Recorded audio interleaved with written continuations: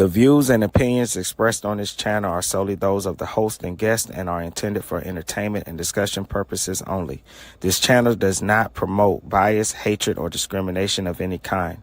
All questions posed and thoughts shared are part of a critical thinking exercise and are not meant to offend or judge any individual or group. We encourage respectful dialogue and love for all. Please remember to think critically and engage thoughtfully. We aim to foster a positive and inclusive community where everyone feels welcome. Thank you for being a part of Risky Behavior ENT. Risky behavior.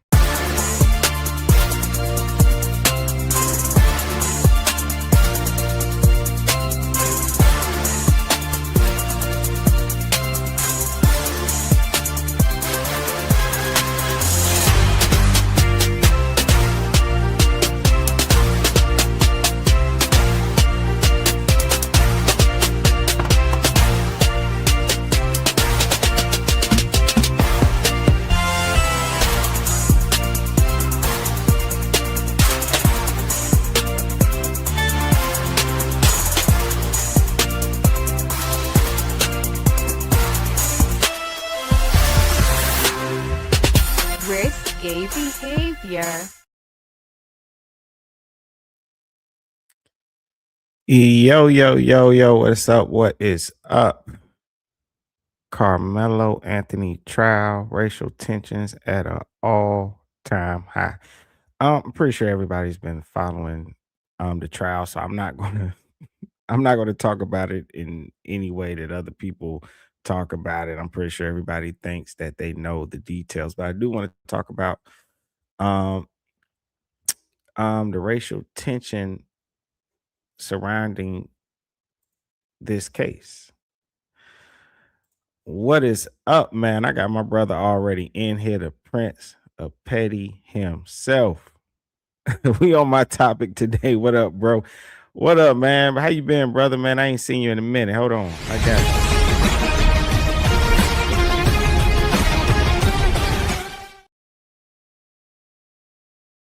Yep. Oh, as everybody coming to the building, feel free to thumbs up the video and subscribe so you can come see the kid again in the future.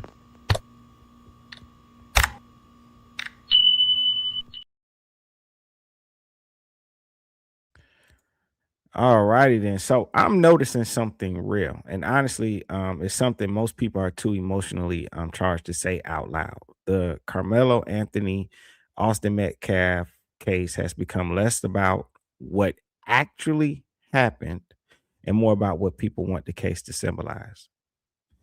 The reporting backs that up. The trial has drawn intense racial polarization, with groups on both sides framing the case as proof of their own fears or grievances rather than focusing on the death of a teenager or the facts of the confrontation.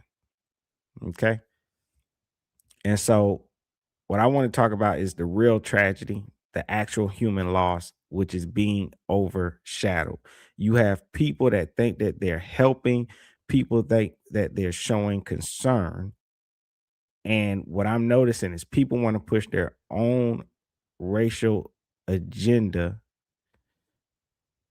And I'm noticing that the pain of the two families involved in this case, this trial, is being overshadowed to the point where I'm starting to think that most of the people that's out here protesting, I don't think they give a fuck about the Metcalfs. They see a white boy got killed by a black boy, and they go, man, woo, this is my chance. This is my chance to push my feelings, man. You know, you got black people, know damn well that boy done took a damn life. And if you any kind of parent, you know damn well you ain't gonna teach your child to stab no fucking body just because of a confrontation. You teach your kids, hey, if something happened at school or at an event, something bad happened, what do you tell your kid? If you're a good parent, hey, go get a authority figure, go get a teacher, go get a coach. Hey, it's raining, the kids over there giving me a hard time. He could have went and talked to somebody else and they would have said, you know what? hey, my team got a tent. You come over here under our tent, Anthony. You come over here and you sit on our but you damn sure don't teach your kid to fucking stab nobody. You wouldn't teach a kid that. Especially now, even in schools, even my son got in trouble. And even though my son, he was 10th grade, but my son boxing, wrestling, a kid that was older than him, um, he's a senior. I mean, this kid's like 6 foot something already. My son, what, 10th grade? He's what, 5'4", but he know how to box, he know how to wrestling. He put that kid on his ass. But the schools got what? Zero tolerance. And even though my son, someone could argue and say, well, he was defending himself, still as a parent, I told him, and I seen the video. I understand you feel like you was protecting yourself, whatever. He ain't stabbed nobody or nothing, right? And then he didn't hurt the boy too bad. He just subdued him, right?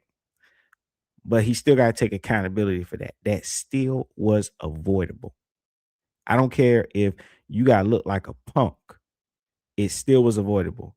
You have a skill set, you know how to fight. You could have seriously hurt that kid and it wouldn't have been worth it. You still need to go get an authority figure. But like I said, the racial tension, that's what people concerned about.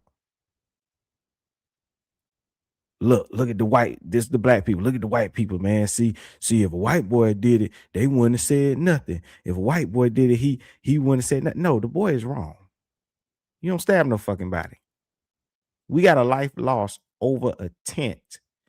And instead of trying to figure out what is going on with our children, I'm seeing videos of kids fighting at Taco Bells and in parking lots, and the cops pull up and they don't even give a damn no more. Cops pull up and the kids just keep fighting. They have no respect over authority, no respect for themselves, no respect for each other, no respect for the community, parents, or anything. And that's what I'm noticing about this trial. I'm like, my God, you got two families destroyed. Metcalf's more than the other family because the other family will still be able to visit their kid and see them and stuff like that, man. But still is a life lost. And the only thing people can seem to give a fuck about is black versus white. Shout out my brother Prince of Pace says I saw a video of a dude saying he only on Melo's side because he black. I'm telling you, I'm not on. And here's the thing, I ain't on anybody's side. I feel fucking sad because I actually got kids. And I know damn well it hurts if somebody do something to your kid. And I know it hurts as well when your kid do something that you know damn well they wrong. And it's like, man, why would you do that? Now I gotta go fight for you.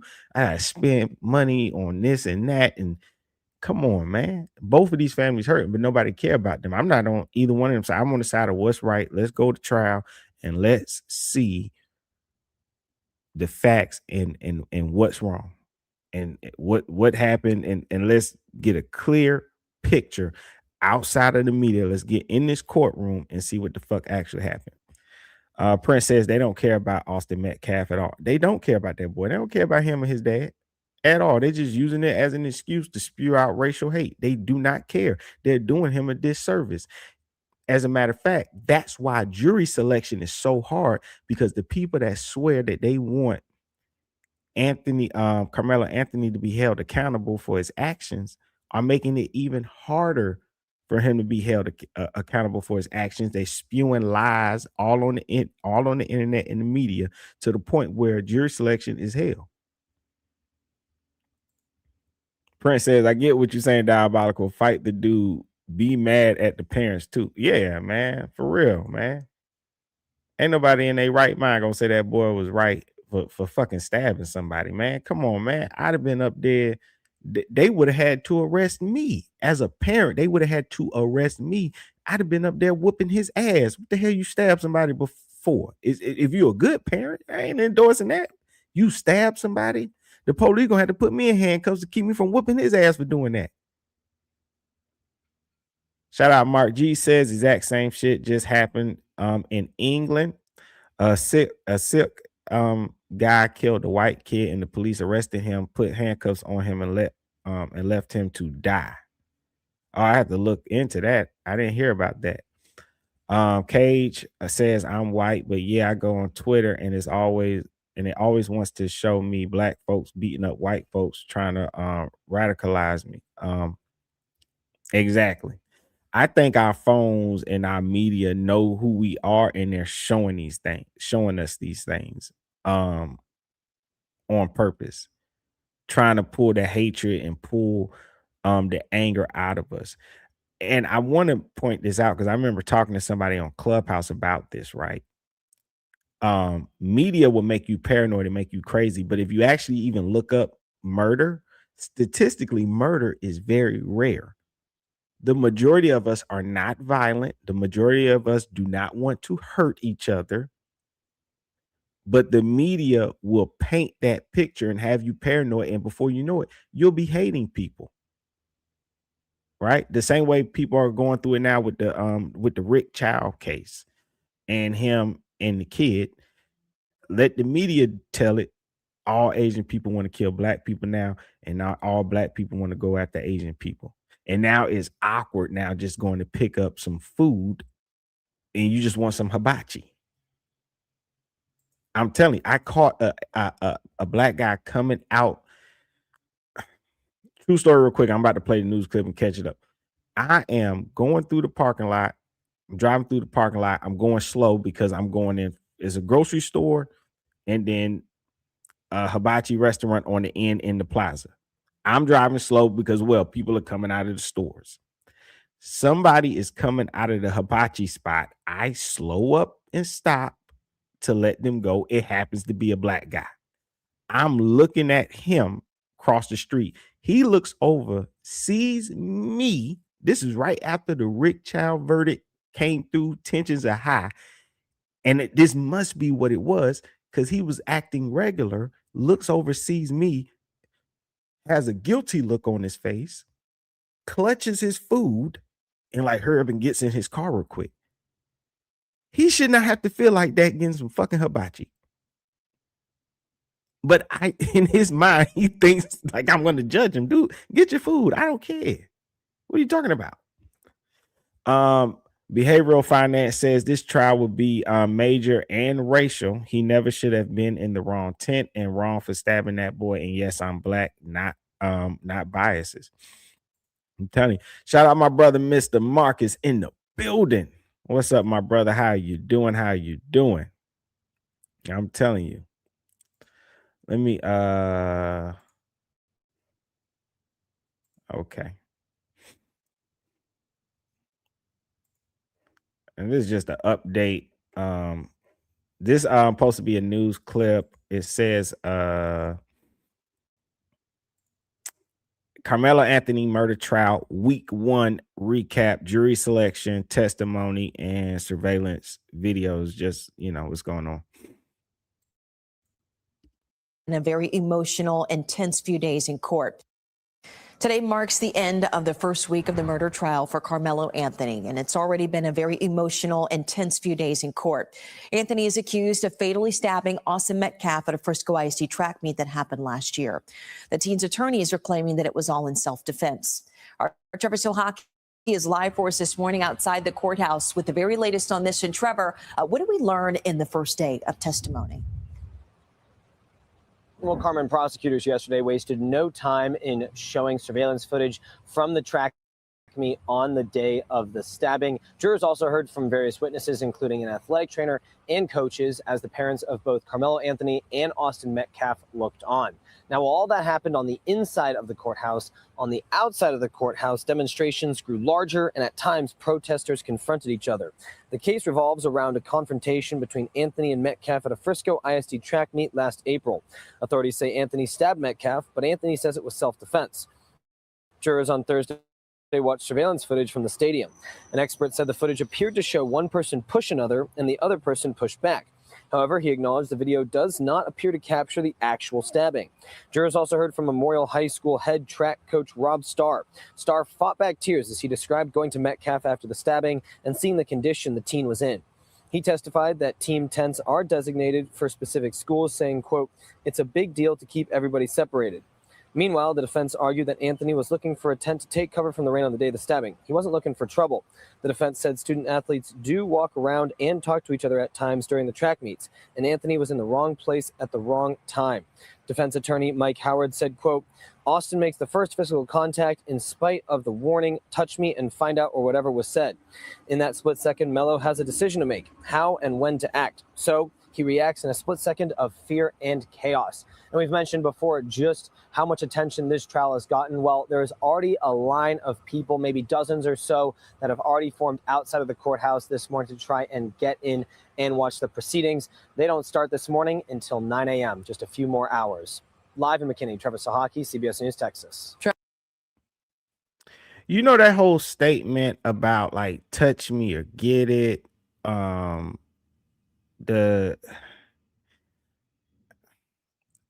it's always kind of weird to me because it does make me wonder about the mentality of a person like that. I've got into confrontations with people and had a knife on me, never thought to use it to stab someone.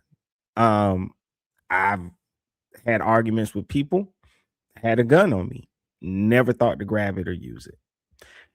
And that is the part that always kind of bothers me in cases like this, is when someone's first reaction is to go for a weapon, especially when they haven't seen someone else pull a weapon.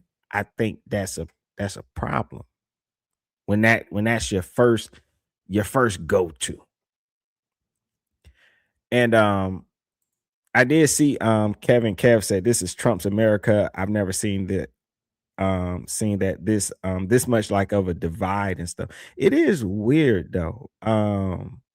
It's kind of crazy, man. These last 4 or 5 years maybe. I remember a time where I was, just thinking that just being an American, I was like, man, we've come a long way, and I kind of thought like everybody was getting along, and I'm kind of shocked.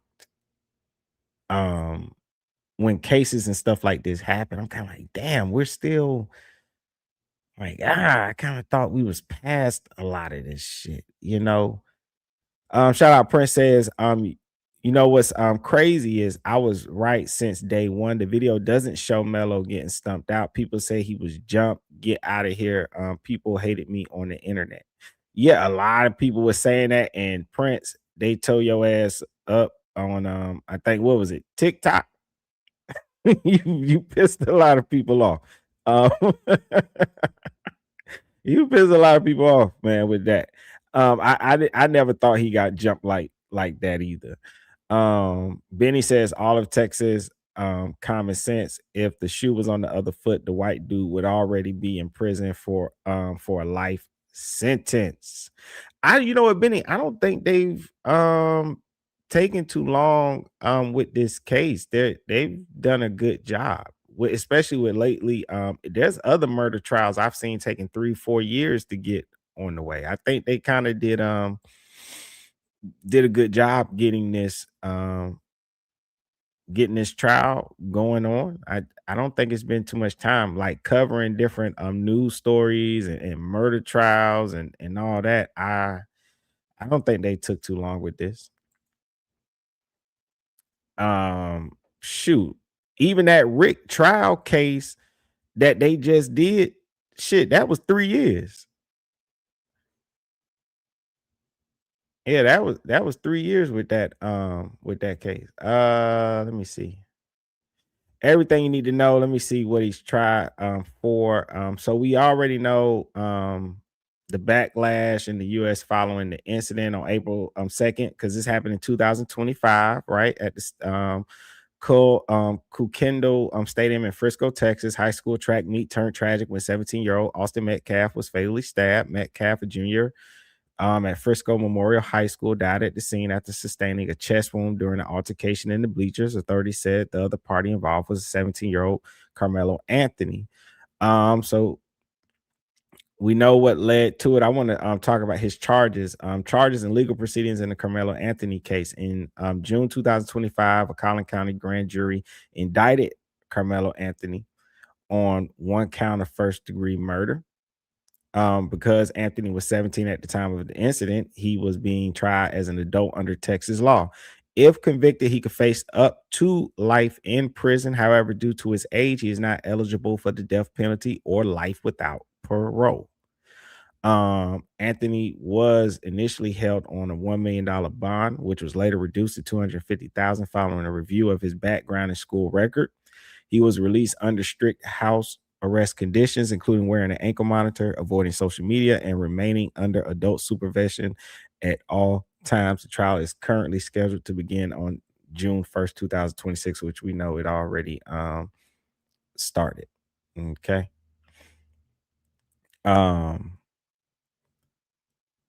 Let's see what I want to do.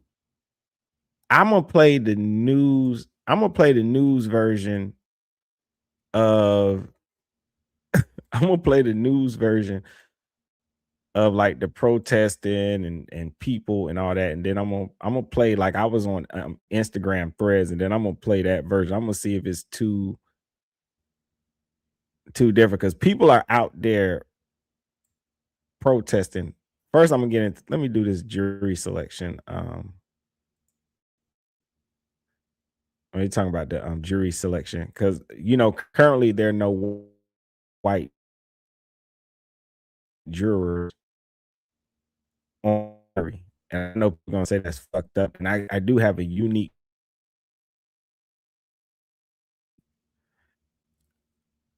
My apologies, I froze for a little bit. All righty. I have a unique perspective on that given to me by my wife, so I can't take credit for it. Hello, everybody. I'm Heather Hayes. And I'm Steve Eager. Within the last hour, a jury has been chosen to decide the closely watched murder trial of Karmelo Anthony. More than 500 people were on the list of potential jurors, but the jury will not include anyone who is black, despite this case being racially charged.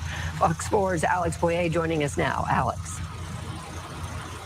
Hey guys, good evening. That's right. And I can tell you that a court spokesperson confirmed that there are indeed no black jurors on this panel. And I can tell you that before this jury panel was seated, the defense objected to 3 black women being struck by the prosecution. Now, the prosecution contended that it was due to the fact that the women were educators, noting that this incident happened at a school function with young students. The defense then pointed out that those were three of those were 100% of the available black jurors in what's called the strike zone, adding that the state struck all 3. The judge went out and reviewed their questionnaires and came back and said that the defense's challenge to the 3 jurors being dismissed was denied. The judge said the court found that the state had non-racial means to strike the jurors. Now, background: Karmelo Anthony, 17 at the time, is accused of fatally stabbing 17-year-old Austin Metcalf last year at a Frisco ISD track meet. Anthony was reportedly sitting under a tent for a school that he did not attend. Witnesses say the two got into an argument and Anthony stabbed Metcalf in the chest. Metcalf died in his twin brother's arms. Police said that Anthony told them he acted in self-defense. Now, this case has become racially charged, fueled in large part by online speculation, rumors, and misinformation. On Wednesday, attorneys for both sides got an hour and 45 minutes to question the reduced poll of these potential jurors. They were questioned on their views on a variety of topics, including race, how they felt about serving on this case, and if they would hold it against the defendant if he chose not to testify on his own behalf. The defense also tried to gauge if the potential jurors would be uncomfortable giving Anthony a lower sentence if there is a guilty verdict. I talked to a jury consultant about the process so far. It's an excellent team on both sides. I believe Bill Worski has, he's a veteran prosecutor. He's tried some very high-profile cases. And then Toby Shook has been both the prosecutor and a criminal defense attorney. And then Mike Howard is an excellent criminal defense attorney as well. And they, along with the DA, it's going to be a very well-tried case. And I did speak with Allison Richardson before the jury was sat, so I did not have a chance to ask her about these late-breaking developments. Now, this high-profile case continues to draw supporters and spectators to the Collin County Courthouse. We saw another group of folks demonstrating at the entrance of the courthouse this afternoon. We expect that to continue throughout the trial, which the judge hopes to have wrapped up by the end of next week. And I can tell you that 19-year-old Karmelo Anthony was in court today for the proceedings. He was wearing a suit with a tie and a purple shirt, which is also the color many of his supporters have been wearing. He did take some notes during the proceedings. I can also tell you that there does appear to be some minorities on this jury panel. Again, however, none of them are African American. Opening statements begin tomorrow at 9 a.m. Back to you. Okay, Alex Boyer in Frisco, thanks. And a reminder, Fox 4 will bring you extensive coverage of the Karmelo Anthony trial. You Now, I was originally upset about that. I still am. I think it's kind of fucked up. I think it's a way that they could find, because of the racial tension, it's a way that they could kind of make it fair, right? Like, put one black person up there, right? There's an old joke from a comedian that says you always need one. Like, if you want to beat a murder trial, and it's not to make light of this case or nothing, but somebody made it. You always need one, and it was a black comedian that said this. You always need one black person on your jury to say, I don't believe this shit. You know, you need that one, okay? But I remember talking to my wife about it, and my wife had to go do jury duty, and it was for it was like a drug case or something like that. And my wife said, well, you have to think about it. When it comes to jury duty, a lot of times we try our hardest to get out of it. We don't know how to answer the questions. You know, we don't know how to speak or say something things. And so it's easy to kind of strike and get them out of there. You know, so if they're asking you a question saying, can you convict this person of life? And they're, oh no, I can't do that. You know, they can strike and get you out of there. And so I do think that perhaps them striking and getting those black juries out of there, I don't think it was for racial reasons. No. Okay. So I got a video that's interesting that I seen, because you know how they were showing the people protesting in the back, and because they had no sound on those people, it seems like the protest at the trial might have been peaceful. I assure you it wasn't peaceful at all. I don't think it wasn't necessarily violent. Nobody hit nobody, but the words they was using and the shit that was going on is a reason the news didn't play. All right. Shout out to my brother, Mr. Marcus says, we are still not coming together as a nation, and we are in the year 2026. Racism is still here. Separation is still here. Ignorance is still here. When does it end? When do we start coming together? I don't know, brother. I don't know. As long as people can be fooled by the media and stuff, I don't think it is. People don't know how to think for themselves. The news and the media tells them how to think. Let's see. Mr. Stromboli says blacks are the problem. They can't control their emotions. Mr. Stromboli, I'm about to play you a video. Everybody's emotional. Black, white, don't matter what they are. Everybody's emotional. And I'm going to prove it. Because even in this situation with the trial, not saying that he deserved to be stabbed, but even a kid, like I would tell my son, if the roles was reversed, you don't go put your hands on somebody and think you can remove another student from a tent. First of all, it's your school's tent. It ain't your tent. I didn't buy the tent. I'm your parent. I didn't buy the tent. You didn't buy the tent. If there's a student there that y'all think is making y'all uncomfortable and needs to be moved, what do? You'll get an adult. That's my rule for children, period. You go get an adult. but they're teenagers. You can't expect them to control their emotions. And when it comes to the public, because even adults can't control their emotions. I don't give a fuck what color they are. Ain't no these silly adults out here controlling their emotions. And we look at the children and what they do and how they behave and how they act and go, why are you shocked? Even adults don't know how to act. Plant Man says Karmelo is evil. I don't know if he's evil. However, if I was Metcalf, I would feel like he was evil because I would be biased because it's my kid that he hurt. Plant Man says he deserves prison. No argument there. He definitely did something was wrong, and murder is murder. Shout out to Shelton in the chat. Prince says, I think Melo is cooked. I think he's definitely going to get time. He will throw himself on the mercy of the court. I'm pretty sure of that. I don't know if he will get how much time he will get or something like that, but he definitely did something that was wrong. I don't think somebody pushing you or shoving you, like, especially as I'm a man. I grew up a boy. What's the fisticuffs, man? You got to duke it out or take an ass whooping or something. I don't know, slam the kid. But you don't stab nobody and kill him. But the news and the media is controlling people's thoughts.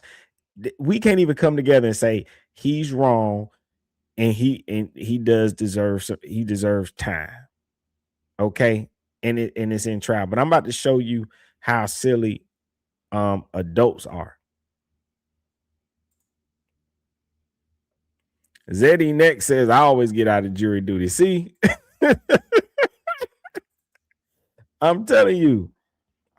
Shout out to Pat says it's your duty as an American citizen to be on jury duty. And I agree with you. But a lot of people, especially I can't front a lot because I'm black. A lot of us, we don't feel like that's our duty and we don't want to do it. And a lot of us are trying to get out of it.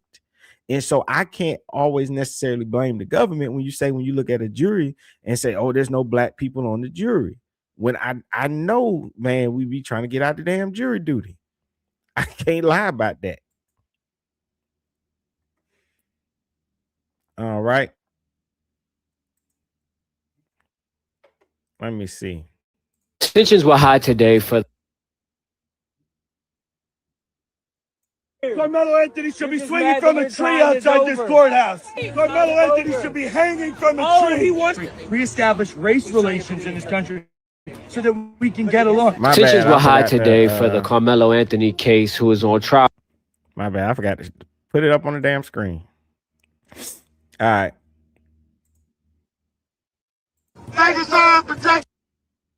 Listen to these people out here. This is what, when I played the news clip, the news had these people in the background. You couldn't hear what was going on, but these people going at it outside the trial. Rewind it just enough. Karmelo Anthony should be swinging from a tree outside this courthouse. Karmelo Anthony should be hanging from a tree. He wants to reestablish race relations in this country so that we can get along. Tensions were high today for the Karmelo Anthony case, who is on trial for the alleged unaliving of Austin Metcalf. We love our black youth. They deserve protection too. So, excuse me if I use colorful language like Karmelo Anthony needs to be swinging from a tree. Our people are being hunted by your people. It's the other way around because for years and years and centuries, white people have killed black people. Do you deny that? Like have hung black people in trees. Like you said, have enslaved black people, have mass incarcerated black people. I think it's victim culture. I think it's victim culture, and there's too much. You crack ass motherfucker, you barely made it to you got one foot in the grave and one on a banana peel. I'm gonna push you if I get close enough. Many supporters from each side showed up and gave their side of the story, including Next Gen. I want to put out how Karmelo feels. He feels like you need 8, 19-year-old child that's fighting for their life. That's one of our sons, you know. That's one. I'm just coming here to support one of my family friends. You know, I think it's messed up what they did. I'm not saying anything racially, but I'm protesting that somebody that did a crime should be in prison for that crime. Because if the shoe was on the other foot, they wouldn't give it to him.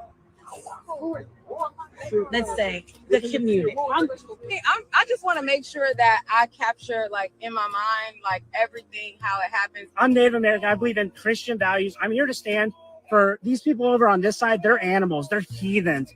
They're fucking, they shouldn't even be allowed in this country anymore. They are agreeing that an innocent person should be murdered and the guy should get away. I don't agree with that.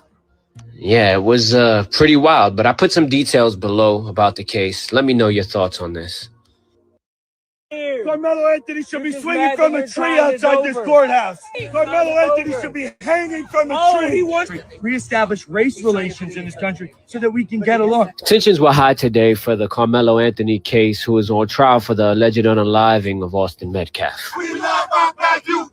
They deserve protection too. So, excuse me if I use colorful language like Karmelo Anthony needs to be swinging from a tree. Our people are being hunted. Now, I hope anybody that watched this video that you noticed what I noticed. A bunch of dumbass people. How in the fuck are you protesting a trial that's currently going on? There are no results. What are you protesting? What are you doing? What happens at the end of this protest? Does anybody own a fucking time machine where we can go back in time and change what happened? No, we're currently in trial deciding the punishment and the justice. That's what's going on. We're going to lay the facts out. We're going to see what's happening and what should be happening. That's what. So what are y'all out there fighting about? What are you talking about? And then you got this dumbass white guy out there. He should be hanging from a tree. Oh, you want to go back in the day, right? Where y'all would storm into a building and drag the person out and hang them from a tree. Come on, that's ignorant. That's stupid. What are you talking about? They indicted him. The prosecutor clearly thinks that he did something wrong, and that's why he's facing a murder charge.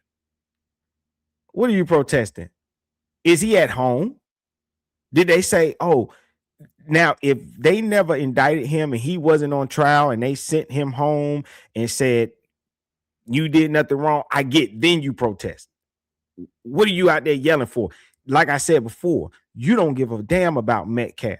That boy is dead. And the only thing that you could think about is, how do I push my racist ass agenda? How do I get how do I attack these people? You know what I know? I'm gonna go and I'm gonna grab Austin Metcalf. I'm gonna go grab his picture, put it on a poster, and I'm gonna go out there and yell and act like I really care. That's a fucking insult, and that's a fucked up thing to do.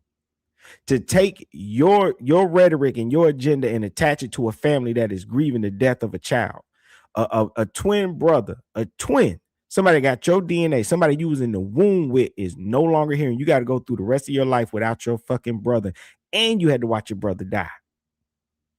And I'm sure that replays in his head every day. And the only thing that a selfish ass person like that guy you see out there pretending like he gives a damn when he know he don't is, ooh, how can I? Ooh, I'm gonna get more views and more followers, and ooh, put the camera on me. I'm about to use this. What are you talking? These are two teenagers. I'm pretty sure that Karmelo Anthony, scary ass, would have stabbed a black boy if he would have pushed him. Karmelo Anthony would have stabbed an Asian kid. It would have been any. If a girl pushed him, I think that boy would have stabbed him.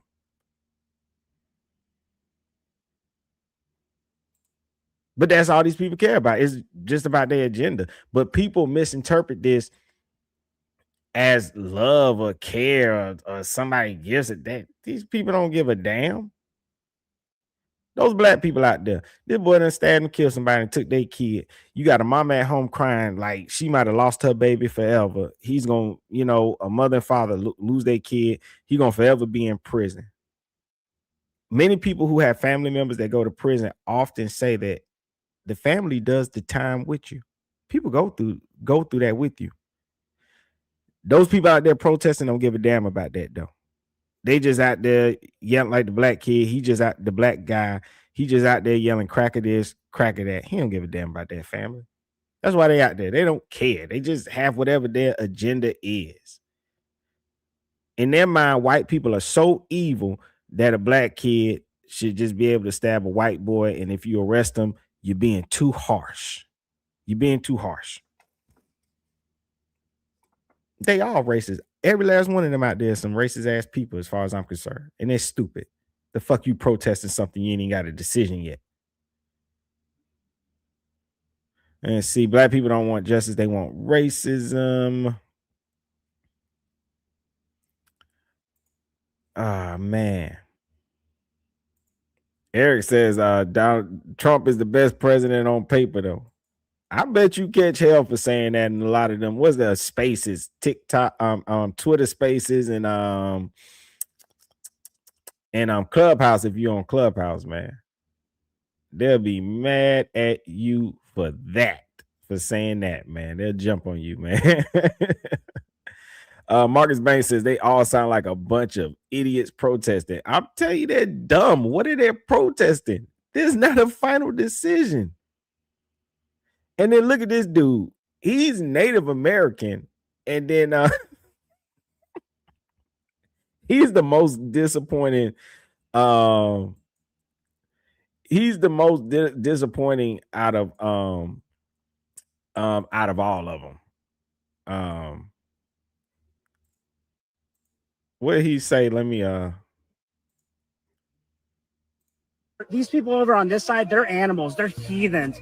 They're fucking, they shouldn't even be allowed in this country anymore. They are agreeing that an innocent person should be murdered and the guy should get away. As a Native American, I think that's hilarious because at one point they said his people were animals and that they shouldn't be on the land either way.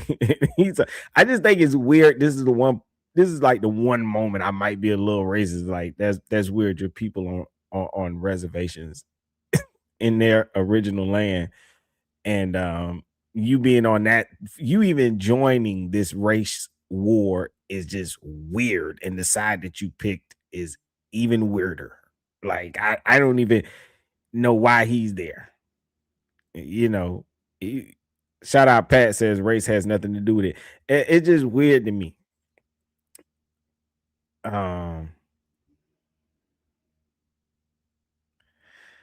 Kevin says that's true. Race has nothing to do with it, but why are there so many mega races coming out of the woodwork? Hate and anger has no color, says Pat. Kevin says this guy's so dumb. LO bootlickers are insufferable.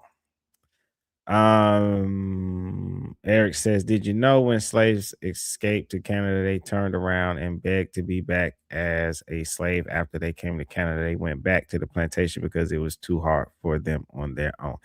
I don't know about that. And Eric says only the weak minds can be baited. Well, most people are weak-minded and stuff, and so they're going to be able to get baited out. All right. Let's see. Let's go to the comment section and see what people had to say. I love to read the comments up under these videos. Let's see. Gabby's too gorgeous says it's so embarrassing to be white. Like in my heart of hearts, I don't believe Karmelo Anthony was wrong for what he did. And I do believe those white boys jumped him and bullied him, and they were bullying him even before that.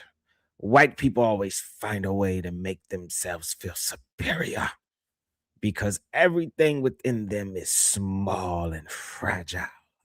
I pray this boy gets the right outcome and he gets justice for the racial discrimination and the racial profiling within this case that is being done. I don't know. In this case, the racial, I don't know. I think when you stab somebody in the chest, I think they want to know why you did it. That's just me. I could be wrong. I'm just an idiot on YouTube. And I tell people all the time, don't listen to anybody, not even me. Research and look up everything and form your own opinion. Don't get baited.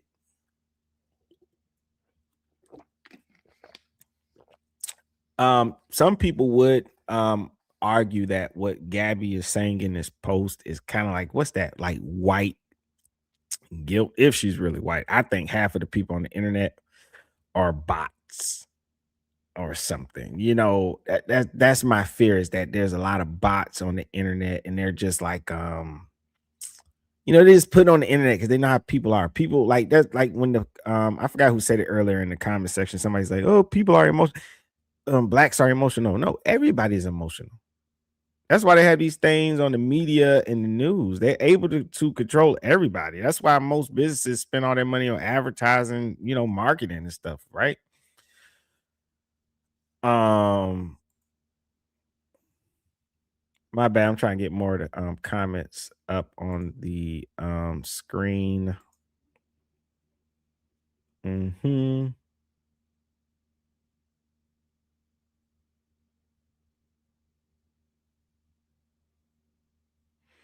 Let's see. Jason said, well, I have a lot of Native American in me from a few tribes all over the country, and I can say this: we had it coming to us as well. We fought our own people and other tribes and got played by all sides.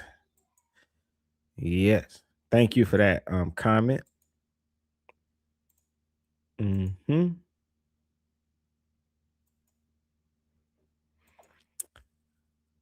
I think Eric and Kevin are going at it in the chat. Oh, I missed one. Put that up. Shout out my brother Marcus, one of the mods I have here. Him and Prince says, I actually agree with you, Risky. I believe the majority of opinions on YouTube are bots. I'm telling you, I think they are. I think they're there to stir, stir people up, get the people going. Cookbook, I don't know what he's bitch. Oh no, you effing lying, saying black people shouldn't be allowed in this country. Oh, they're talking about the Native American. You wouldn't be in this country if it wasn't for the Civil Rights Act that benefited you. Would be benefited you. Would be even be here. This person's so angry they couldn't even type correct. They meant to say you wouldn't even be here. So shut the F up, and get the F out of here with that BS. They hate you too, dumb butt cheeks. Okay. Ashfar says, nobody hunting your kind. We are sick of your racism, chimp mentality, behavior. So now you think it's okay to kill whites now? That boy belongs in prison. So sick of the I'm a victim mentality. Everybody's just projecting like their fear and their paranoia. It's crazy. Even like with the white guy, he was like, our kind are being hunted down by your kind. I don't think anybody's hunting anybody. Like, who's this group of black people hunting white people? And then like, who's this group of white people hunting black people and stuff? It's like, these are two dumb teenagers that got into it. And then you got an even dumber teenager that stabs the other one. Like, people could take something and just blow it up and just make it wherever the hell that they want to make it. Like, and then somebody else gunning for the Native American guy says, F that bozo and his Christian values. This person will forever be famous. The Dread Gemini says Kyle Rittenhouse is free, by the way. They always bring up Kyle Rittenhouse every time. That's every argument. What about Kyle Rittenhouse? What about him? What about Kyle Rittenhouse? Let's see. Boom, boom, boom. Yep, Kevin, Eric, still going at it. Marcus said, Kevin, Eric, please stop. Oh man, they cool, man. Let them bang it out. Let's see. Slowpoke says Austin should have been minding his business. He wouldn't be 6 feet deep. Wow. Effed around and found out, didn't he? Wow. I told you, look, everybody is projecting their own hatred and fear onto these these two kids. Why would you say that about somebody? Like, rejoice in a child being killed. And this is what the parents have to get on the internet and have to deal with. Like, seriously, you that people, like, it's baffling to me that anybody can be that racist, right? Like, you know, it's a kid that died, and that's how you feel about it. Like, oh, damn. Voices says people like them is the reason why I love the fact Trump doing everything he can to F America up. I bet they blame black people for that too. Somebody posted a picture of what's this dude? Chud the Builder. It says they'll ask you why Karmelo Anthony brought a knife to school, but not why Chud the Builder brought a gun on federal property. Make it make sense. I get what she's saying, but I think a lot of people did ask why Chud the Builder had a gun on him and why he shot somebody when usually he uses bear spray.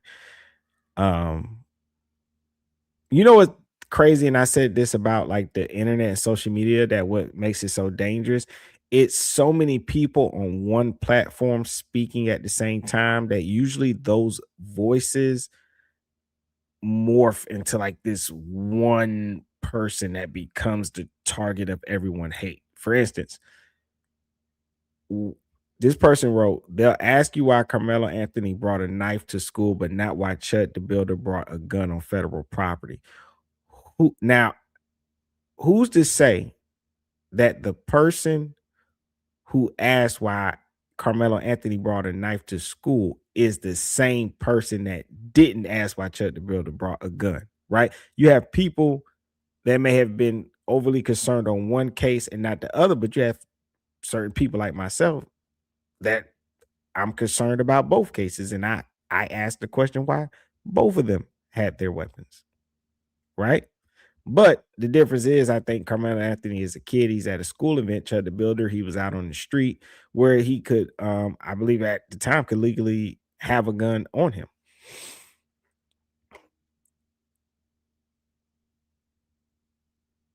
Somebody wrote, and his name is IQ Max, says, guess he didn't take heed to Chad the Builder. It's like, and his name is Chud the Builder, and I don't know. Oh, I guess he's trying to say like the white guy out there yelling is he might get face the same troubles as Chud the Builder, the guy that was out there saying that Karmelo Anthony should be hanging from a tree. Okay, so somebody posted this. It says, but Timmy freak ass is home with his uncle. He is a rapist and a murderer, and he is free. Forgive me, y'all. I hate that word so much because I hate that act. I think it's like one of the worst acts ever. I sometimes think it's worse than murder. All right, two Americans. 16-year-old Timothy Hudson accused of murder in SA went home with uncle, and 14-year-old George Steiny Jr. accused of murder executed alone. I want to look those two cases up and see.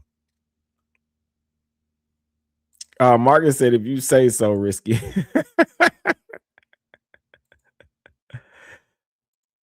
Yeah, they I don't know what happened between them two. At all. All righty. Let me see.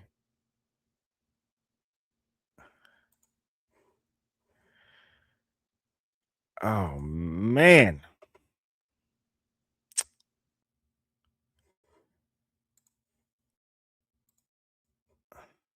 What am I going to play next?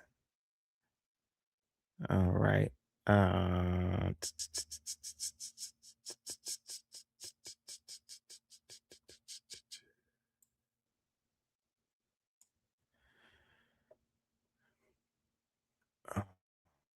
man.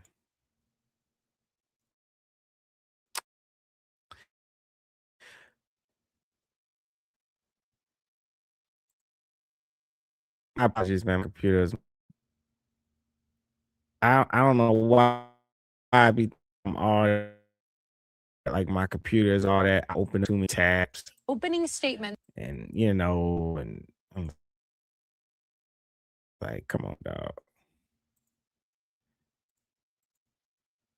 Yep, your boy. So anyway, so real tragedy, the actual human loss is being overshadowed. So when you strip away the hashtags, the rallies, the bullhorns, and the online arguments, the core truth is painfully simple. A 17-year-old kid died.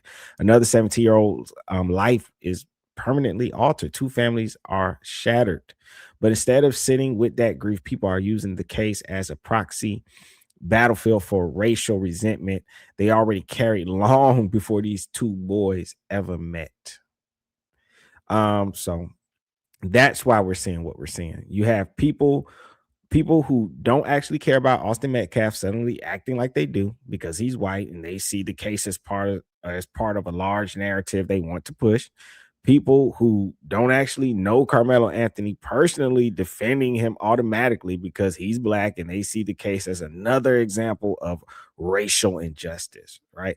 You got white supremacist groups literally showing up to the courthouse to turn the case into propaganda, right? Black supporters framing the case as symbolic of a long history of being threatened or harassed. Okay. None of that has anything to do with the actual moment between two teenagers under a tent at a track meet. Okay. So what's happening isn't about them, it's about us. The case is functioning like a mirror. People are projecting their own fears, anger, and racial biases onto it. Some white people are using the case to express hostility towards black people without saying it outright. Some black people are using the case to express generational trauma and distrust of the justice system. Social media is amplifying the loudest, angriest voices, not the most thoughtful ones. The kids themselves, one dead, one facing life in prison, are becoming symbols, not humans. Think about that. They are no longer allowed to be human. That's the part that feels weird. It's because the conversation has drifted so far from the actual tragedy that it barely resembles concern for human life anymore. All right.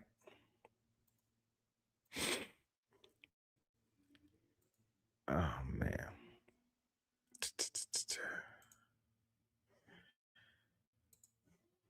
A big story that we're following today had a development. Take a look at this post coming from TMZ.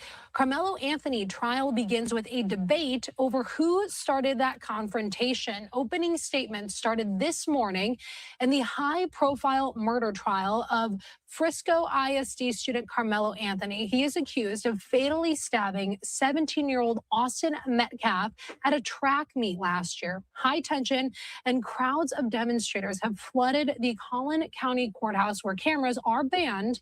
This trial follows a contentious jury selection process on Wednesday where an all-white 12-person jury was finalized after Judge John Roach Jr. overruled defense objections to the state striking 3 Black potential jurors. So joining us now to break down the legal stakes is criminal defense attorney Jeremy Rosenhall. Jeremy, thanks so much for joining us here on Live Now from Fox.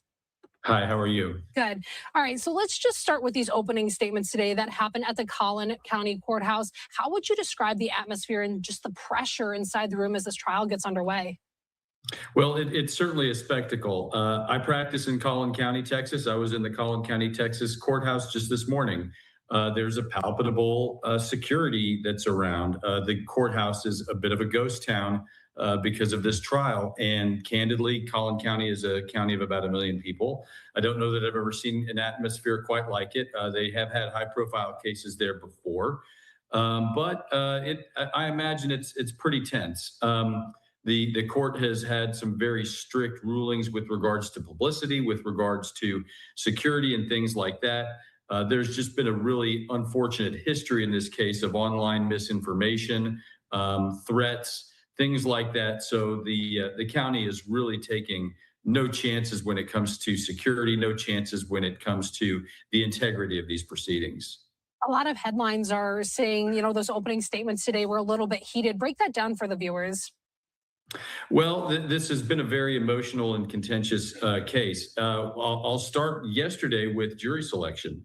During jury selection, there were three what are called Batson challenges. A Batson challenge is a challenge essentially claiming that one side, in this instance, the state of Texas, was accused of racially motivated jury strikes.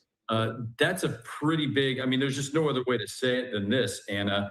It's kind of a middle finger to another lawyer when you make a Batson challenge. You're calling the district attorney of the county a racist. And that's something that's kind of fighting words. This is the equivalent, if you will, of a fight that breaks out in the middle of a hockey game. These are professionals. Everybody knows each other. The defense attorney and the prosecutor used to work together. But Batson challenges certainly kind of raised the temperature quite a bit.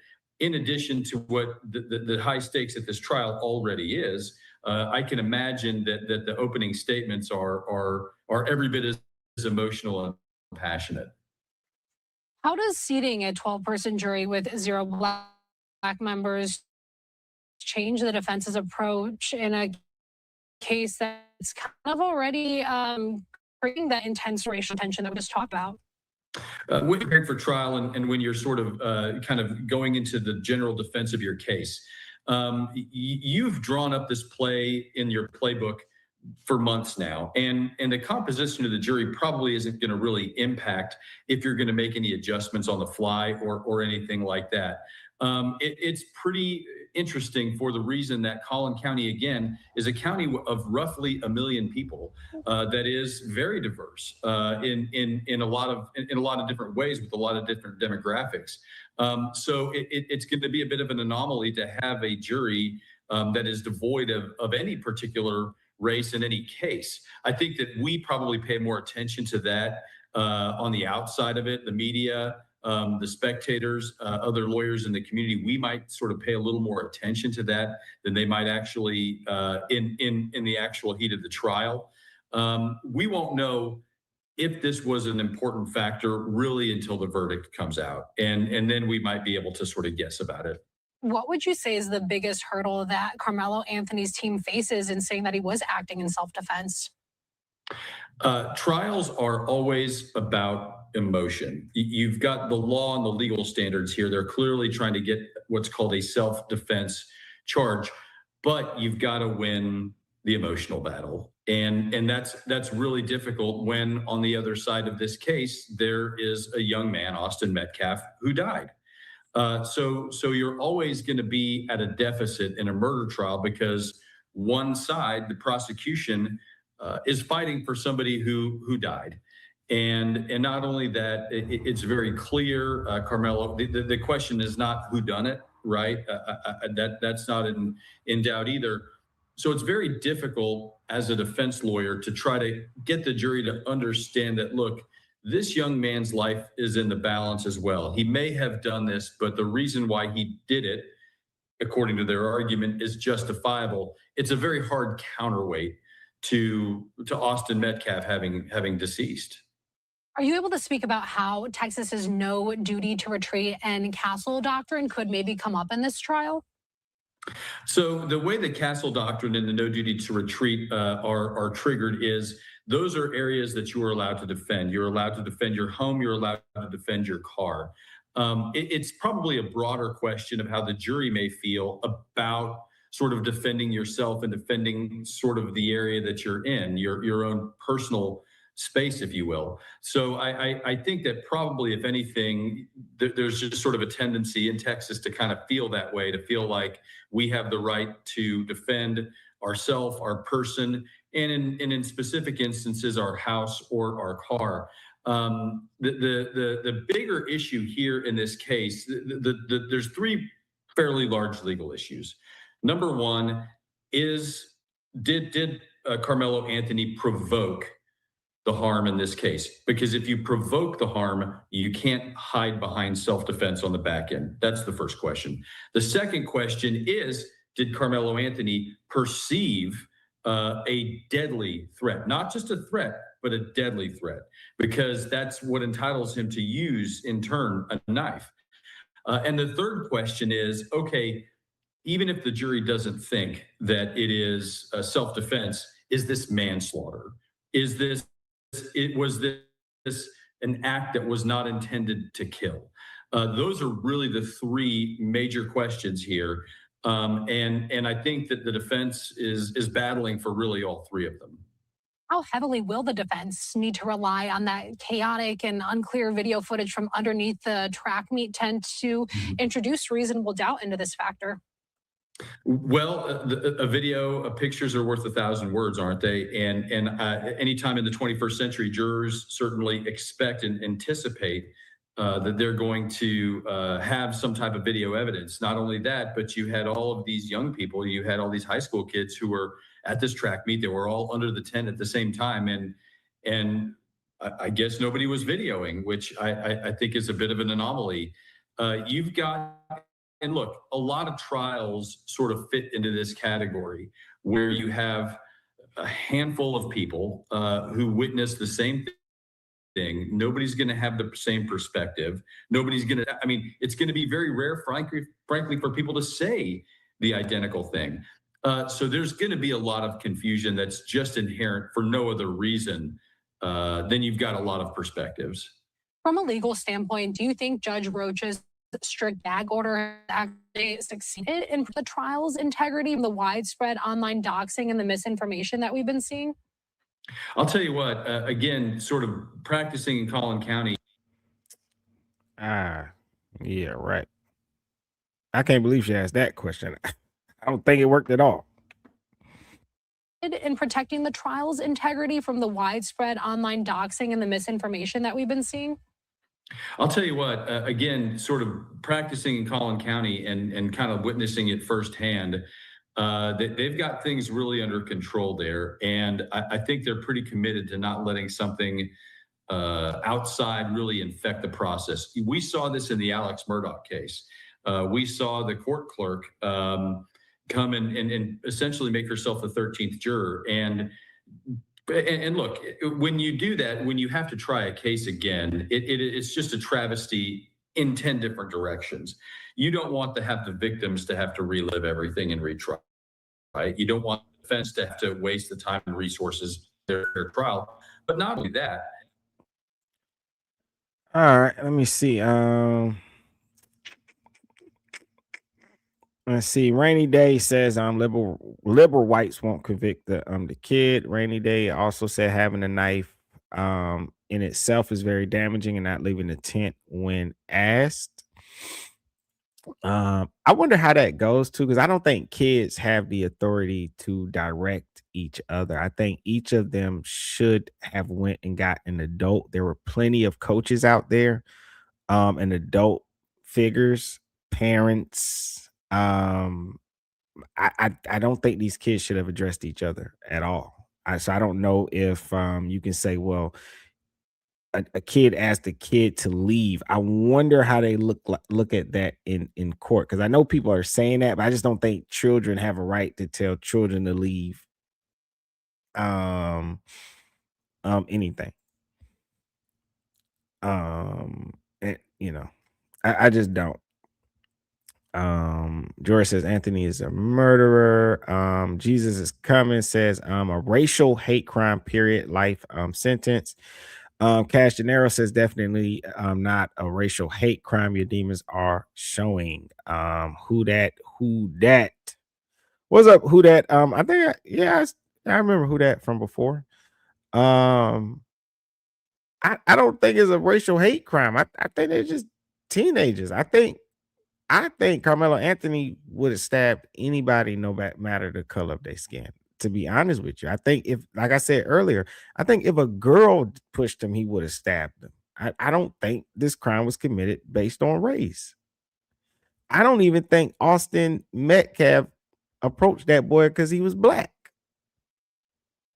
I don't think any one of these kids, and I think that's the problem, is that when we project our fears and what we feel onto these kids, and we have no way of knowing if either one of them had any racial tension between them. And it's going to mess up, and it messes up the trial, and it makes things harder, and it's not even fair to the family. they brought up, they were just talking about earlier, where they were accusing the judge, the prosecution, you're striking jurors because on racial lines, right? Now, the judge overruled it and said that these strikes were fair and not based upon racial lines, right?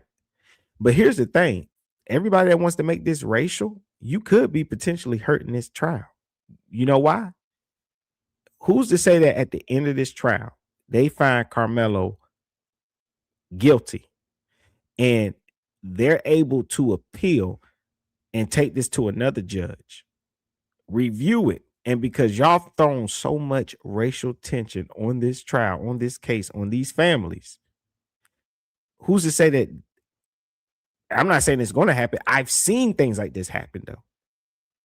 They could appeal, and now they overturn the guilty verdict. Why? Because you wanted to put so much racial shit on it. Make it so racial to the point where this kid don't get a fair trial, or one could make that argument. And now the thing that you want to see is him found guilty. He might be found guilty without people doing all this racist shit. Just let the trial happen. Don't put too much on it. That way you don't give them an excuse or reason or anything that they could appeal and say, man, look, it was unfair. It should have been held somewhere else. It was unfair. Look, they strike the jurors. People are hurting this trial, this case, and they're hurting the families. They don't even understand it. I've seen this happen before. Just let it happen. I think what he did is wrong. I think that what he did was wrong. That you don't need to add anything racist to this trial.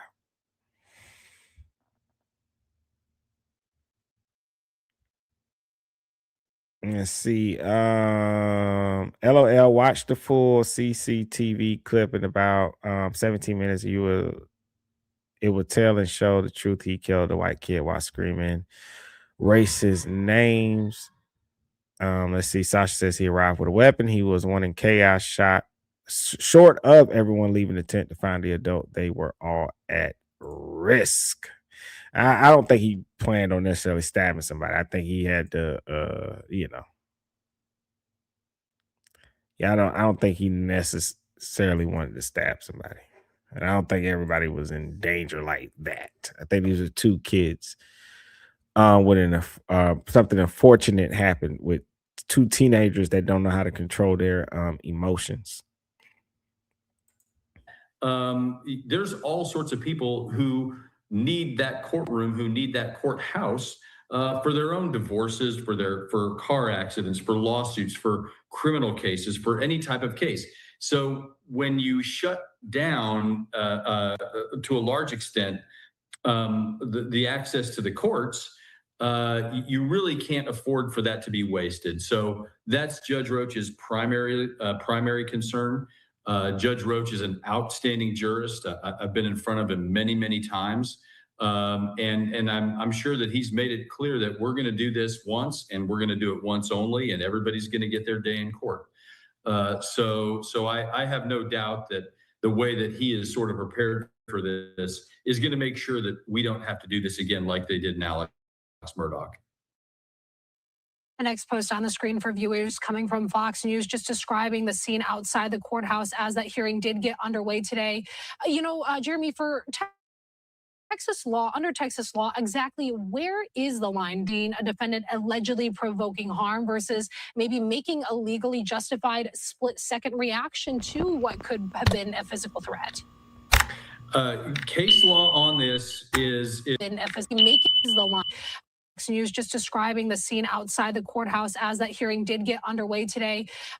Jeremy, for under Texas law, exactly where is the line drawn between a defendant allegedly provoking harm versus maybe making a legally justified split-second reaction to what could have been a physical threat? Case law on this it's pretty subjective, and it gives the judge a lot of what you would call discretion. That means leeway. The judge is going to be the one who decides whether or not self-defense has been raised, and then the judge will pass it along to the jury. So think of it like this. When the judge is listening to the trial, he's listening to all of the evidence in the case. It's like that Snickers commercial where they start reading the really long jury instructions. That's the jury's manual. Juries are, the folks who showed up to jury duty are not lawyers. They don't know what the law says about self-defense. They need a handbook. The handbook is what the judge is giving them in the court's charge. And then once the judge gives it to them, if the judge decides that self-defense is appropriate, it's the judge's decision to put that in there. And the law gives the judge a lot of leeway. And he's going to have to hear some really specific facts that, from Karmelo Anthony's standpoint, he thought he was going to die, and that's why he used deadly force. He's going to essentially have to hear that, and he will almost certainly have to hear it from Karmelo Anthony himself to raise a self-defense and to get a jury charge that allows the jury to acquit under that theory. We know the prosecution's expected to call 35 witnesses. How does a defense team prevent testimony fatigue and really keep the jury focused on their core narrative? When you're defending a case and you have so many witnesses, the way to sort of approach that is you kind of have what you might call a zone defense, right? The defense has their core theory being that Karmelo Anthony was acting in self-defense, and that maybe, we heard them say it earlier today, that it was Austin Metcalf that was the first one that put their hands on somebody else. So when you're defending a case and you have 35 people that parade on the witness stand, you don't really care so much about people who were there to talk about the weather, who were there to talk about who was sitting where. The only time you really sort of get involved, if you will, or mix it up with a witness is if they dispute that fact that you need to get your jury charge and the need to win. If a witness comes in and says, no, Austin Metcalf never touched him, then as a defense lawyer, you're going to tangle with that witness. But if a witness just comes in and says, Karmelo Anthony was wearing green, you sort of let that go and you don't really pick that fight. Looking at the facts of this altercation, is there a realistic path for the jury to be instructed to consider maybe a lesser charge like manslaughter rather than first-degree murder? I think really that's where the big fight's going to be. I think that the path to victory for Karmelo Anthony for complete is defense. I think that's going to be very hard to establish when Austin Metcalf was not armed. I just think that that's going to be hard. Your much better defense or your much more realistic defense is to say, look, we didn't wake up that morning deciding that we were going to end somebody else's life. This was an accident. And yes, I used a knife, but I did not intend to kill anybody that day. And I think you can point to a lot of the surrounding evidence that you see with the first responders who were there with Karmelo Anthony, who first dealt with them. In fact, one of them today, Coach Vincent Hooper, testified.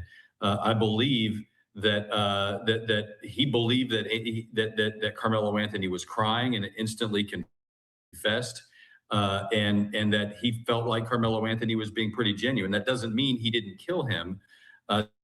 That may mean that premeditation that you need for first-degree murder is not there. So I think that the prosecution is going to have a much more difficult time convicting on first degree than they are with this self-defense charge. All right, Jeremy, thank you so much for your time and your insight here on Live Now from.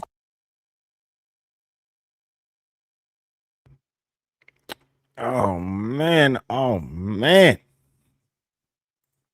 I don't know how it's gonna go.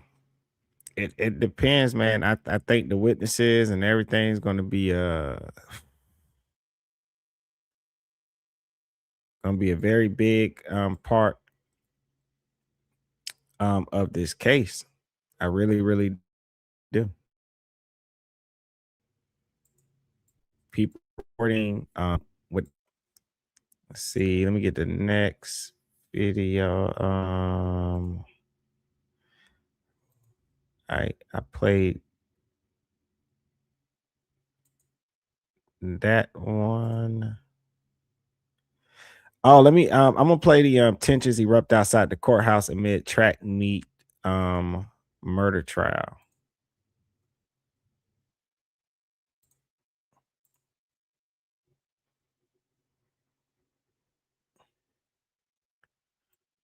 All right. Okay, man, somebody outside cutting freaking grass. Mm.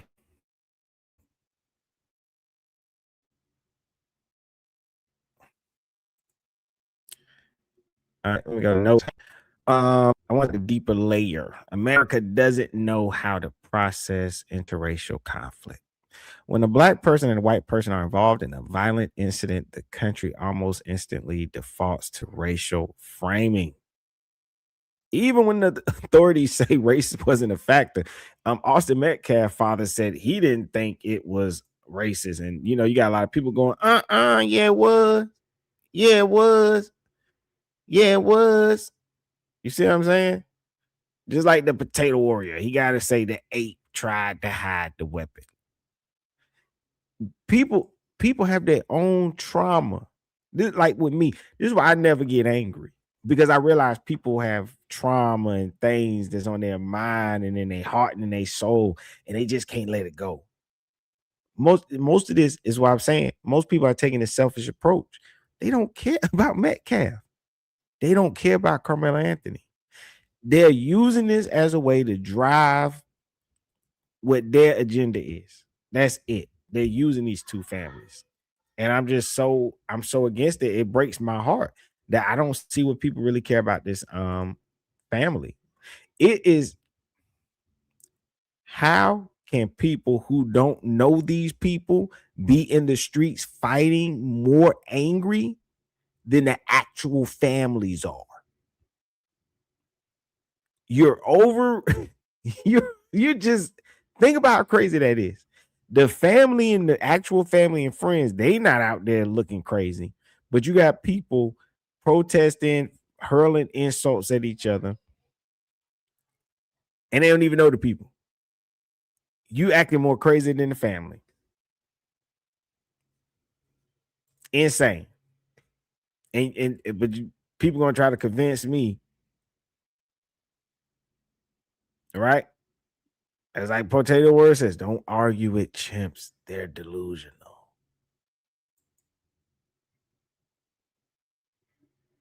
People feel this way before things like this happen.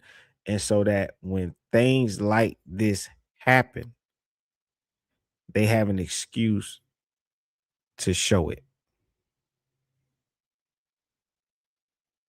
And I'm telling you, like somebody like me, it hurts to always be in the middle. It's like watching two people arguing, going back and forth, having a debate, and you're the only one that notices they're saying the same thing. You're saying the same thing. Let's see. Four Brothers Chronicle saying the video being shown in the courtroom says so.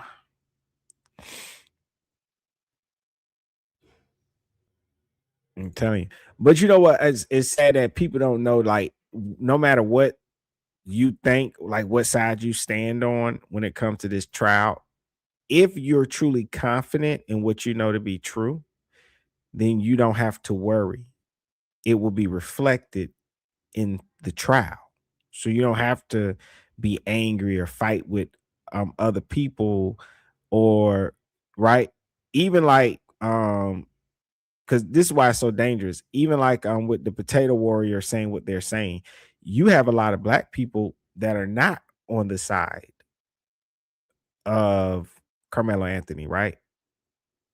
But you rather just insult all black people and just say something racist when you don't know who is with who or what anybody thinks.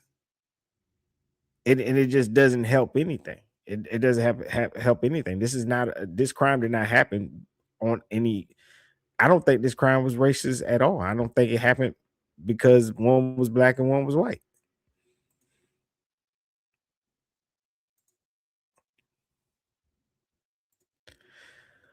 Man. Now, why is this happening?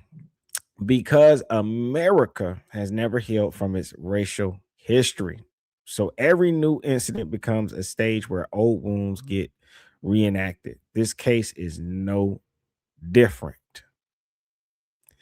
And the perspective almost nobody is talking about is this part right here that gets lost. Is you have two families that are grieving, two communities are traumatized, two young lives collide in a moment that can never be undone. And instead of compassion, people are choosing sides based on skin color, not facts, not empathy, not truth. And that's what I'm disturbed about, because if you on Karmelo Anthony's side, it shouldn't be because he's black. And if you're on Austin Metcalf's side, it shouldn't be because he's white. So what you're saying, is it based on your moral code or is it based on race? You're the racist.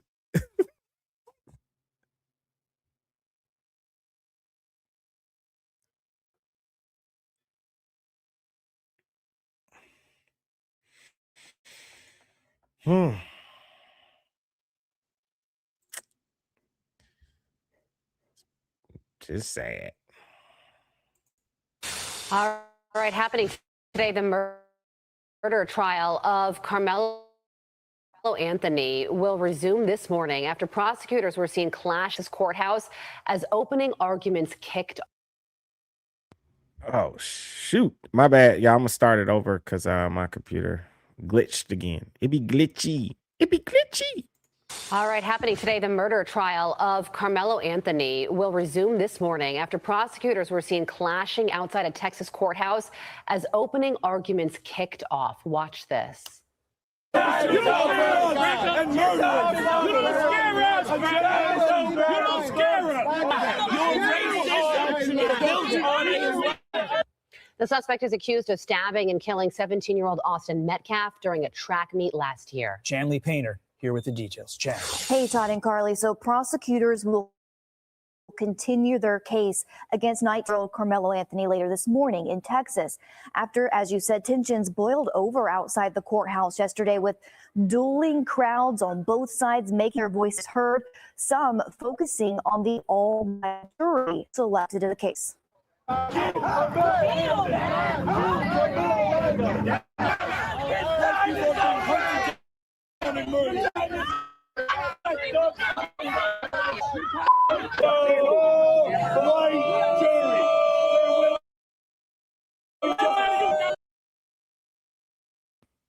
Look at these crazy people out there. Shout out Four Brothers Chronicles says, I don't know how this situation even became racial. There are two kids who made bad decisions, and unfortunately, now they face the consequences. Shout out Erica says, now this is facts 100%. People are so emotionally involved in something that doesn't even affect their lives. Erica also says, all I want to do is listen to the evidence. If Karmelo has a true and legit case of defense, then he should have it. But from the start, it didn't sound like defense. A push should be met with a push. Right. And this is all I'm saying, and why I made this video and why I said, well, hey, I'll get on here and talk about it and look. And also I will brush up on these videos. Some of these videos I haven't even seen and stuff like that. But I'm like, come on, guys. Like, these are two kids. These are two families that are hurt. We have to go to court in trial to see the evidence. Right. Because we can't go by what people are putting on social media. Many of the things they put out about social media were disproven, and people proved that they were lies. So we got to go to court to see what the actual truth is. But like I said earlier, like even as a parent, ain't no way in hell you would agree with your child stabbing somebody just because they got pushed. So we know it's wrong. We don't have to debate on that. But what should the punishment be? Most of us don't know, right? Because we're going to be biased, right? So you got the people out here that's biased because they feel some way about race. Cool. But you got other people that are going to be biased. Why? You might be a parent, right? And you might lean either way if you're a parent. As a parent, you might feel like, damn, if that was my kid that got stabbed, hell yeah, I want them to do life in prison. That's understandable, right? Then you got the other one that says, I am a parent. And if my kid made a mistake, I would want them to have a second chance. That's another side. So none of us should be making these decisions. It need to go to court. It need to go with people who is their job to make these tough decisions and really lay out the case the proper way, the legal way. So I don't even know why these people out there protesting. What are they protesting? Both sides are idiots as far as I'm concerned, because why are you protesting a decision that has yet to be made? If Karmelo Anthony was sent home and no charges were brought up, that's when you protest, because you want the state to step in and do something. The state has already stepped in. They're doing something. They're having a trial. So there's nothing to protest. If you're on Karmelo Anthony's side, they didn't find him guilty yet. They didn't give him life in prison. So what are you protesting? Exactly what? Y'all are just out there pushing your agendas, and people that are not smart enough are going to fall for it every fucking time. I don't know what they're out there arguing about, because no decision has been made. We're going over the evidence, trying to get the real true story. So what is there to protest? What are you yelling about? Absolutely nothing. You're out there for your own agendas is what you're doing, and you don't care about the families that's in that courtroom right now. Ah, yes, Mr. Back says when the weak are triggered by the fact their stupid beliefs are stupid, they pretend they can ignore what the protesters say. They are protesting and just narrativize.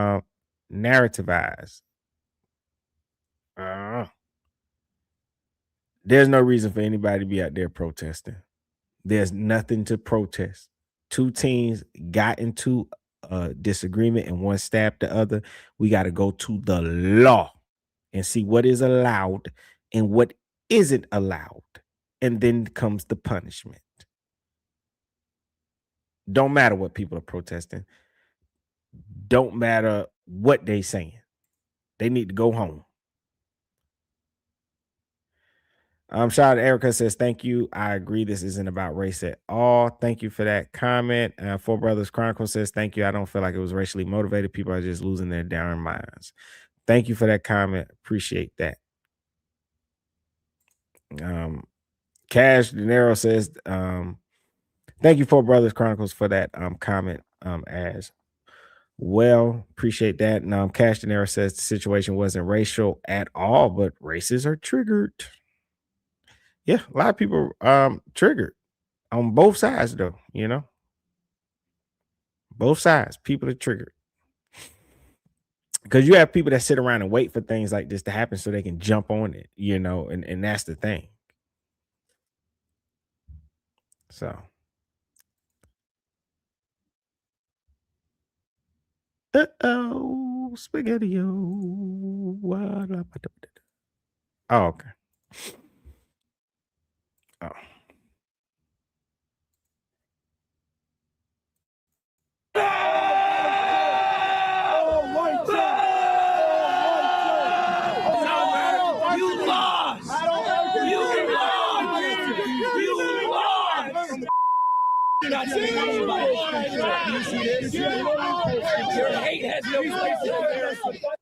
Anthony is accused of fatally stabbing 17-year-old football star Austin Metcalf.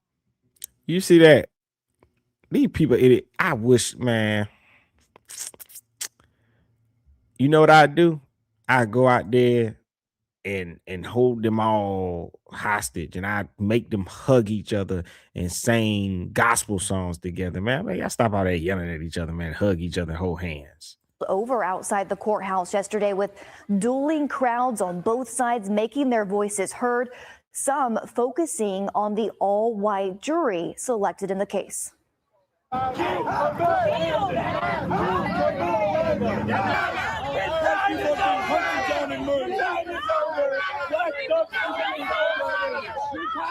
White jury. There will be justice.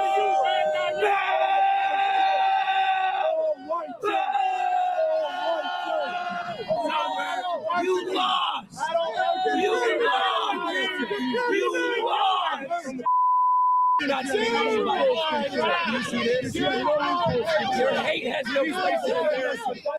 Anthony is accused of fatally stabbing 17-year-old football star Austin Metcalf at a high school track meet in April of last year. Police say the confrontation started when Metcalf told Anthony he wasn't supposed to be in a team tent.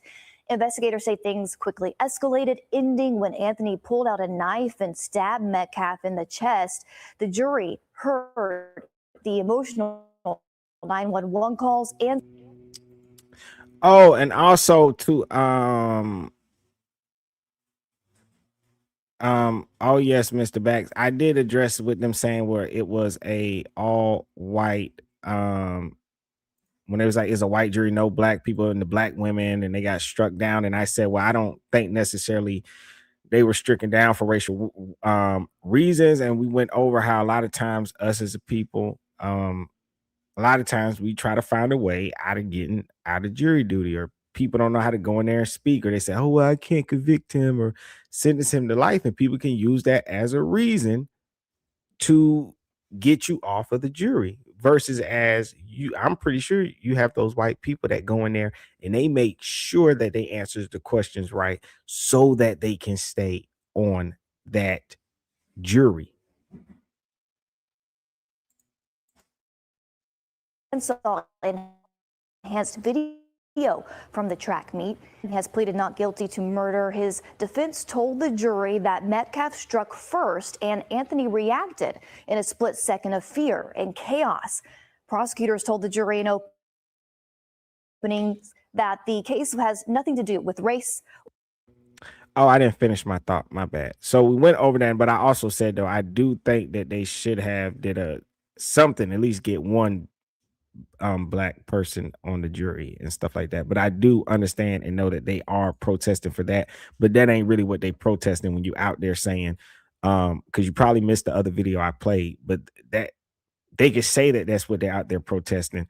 I don't think that's true, because did they organize like how could they all be out there protesting the same thing? Do they talk to each other? Do they got each other phone numbers? Did they all agree to meet up and say, we're going to protest the all white jury? And like, think about it. That white guy, let me rewind it, because I played the video of him before.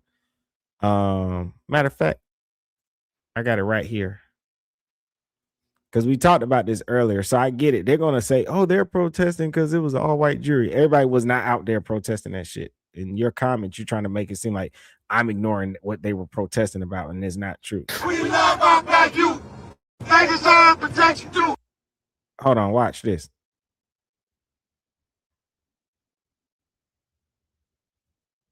Karmelo Anthony should be swinging from a tree outside this courthouse. Karmelo Anthony should be hanging from a tree. He wants to reestablish race relations in this country so that we can get along. Tensions were high today for the Karmelo Anthony case, who is on trial for the alleged unaliving of Austin Metcalf. We love our black youth. They deserve protection too. So, excuse me if I use colorful language like Karmelo Anthony needs to be swinging from a tree. Our people are being hunted by your people. It's the other way around, because for years and And notice out of them two, that guy, he's holding his composure. He's saying these crazy things. slave black people have mass incarcerated black people. I think it's victim culture.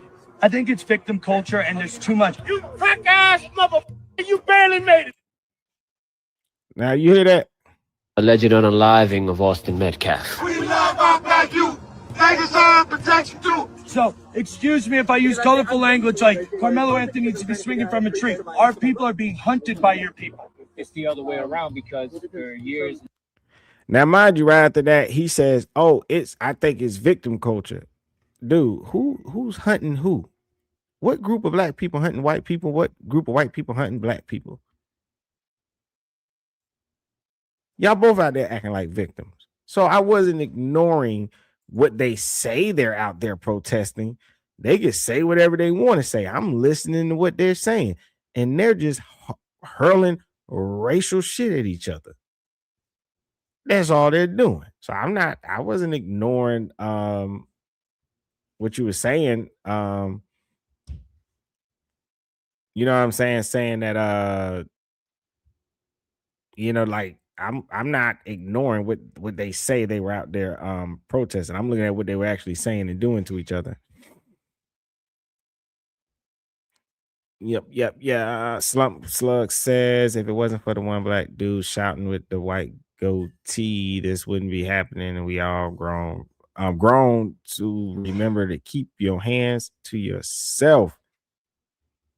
Punky O says fair trials, whatever gets the death penalty. Yeah, I think a lot of people are emotionally invested in this. Like I don't know. Don't get it.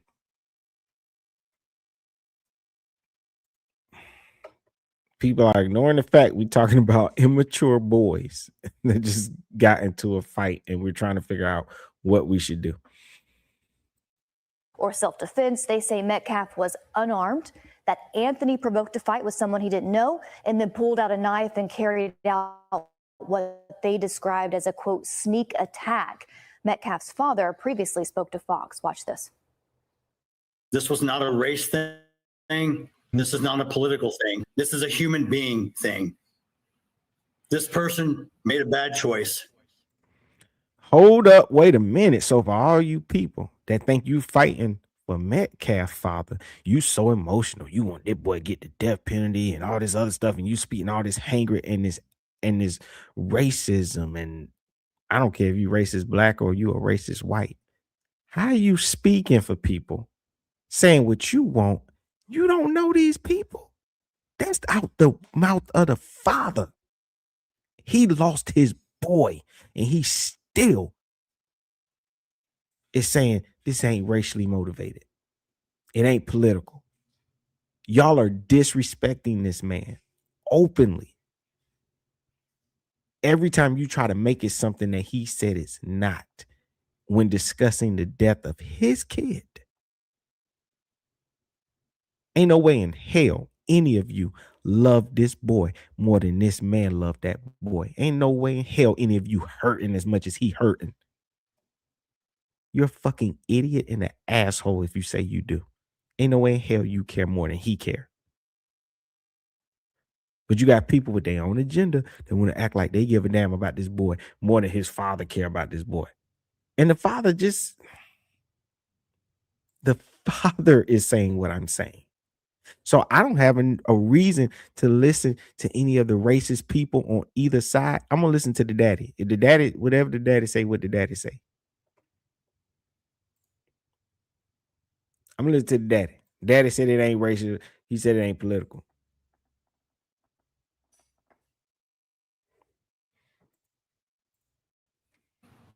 An affected race thing. Metcalf's father previously spoke about what they described as a, quote, sneak attack. Metcalf's father previously spoke. Watch this. This was not a race thing. And this is not a political thing. This is a human being thing. This person made a bad choice and affected both his family and my family forever. And Anthony faces between 5 and 99 years in prison if convicted. This trial is expected to last at least 2. Timo says you're just mad that your culture is so toxic you refuse to hold your own accountable. What is with people saying how would I hold somebody accountable? Karmelo Anthony is in trial right now in court. The government holds you accountable. I have no power over anybody. And that's not, my culture is not toxic. I grew up all black neighborhood, and I've never seen anybody sell drugs. I've never seen anybody shot, killed, nothing. I grew up with no trauma. So I don't get what people are saying. I don't know what they mean by your culture is toxic. If anything, American culture is toxic.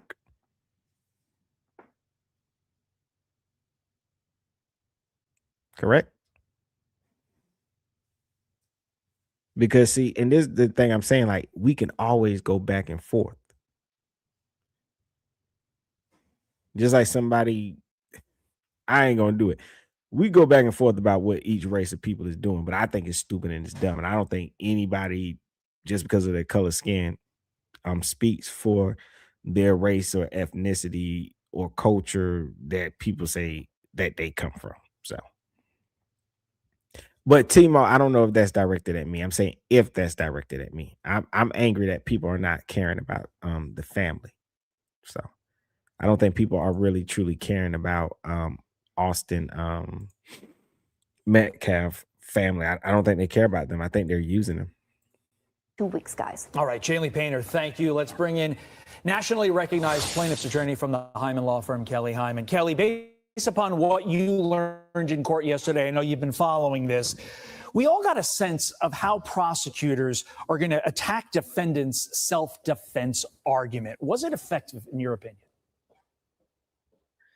Ultimately, that's going to be up to the jury of whether they think it's effective, but it was very powerful statements. So each side got opening statements, and those are not evidence, but they're a way to persuade the jury about their position. Judge gave them 20 minutes each. And from the prosecution standpoint, they have the burden. They have to prove every single element of the charges of the crime. And what they told was a very compelling story for their position, that this was a senseless act. Now, from the defense standpoint, they are going to come with self-defense, and they are going to make a very strong argument in this case. What I find fascinating about this case is that prosecution obviously has to prove their case in chief, and they need to do it beyond a reasonable doubt, all the typical elements of a crime that you need to prove if you're the prosecution. But they also have another role, I would argue, equally as important, and it's keeping race out of this case, because that gets really complicated and it gets real sticky. The judge also has that obligation. How difficult will it be for both prosecutors and the judge to keep race out of this?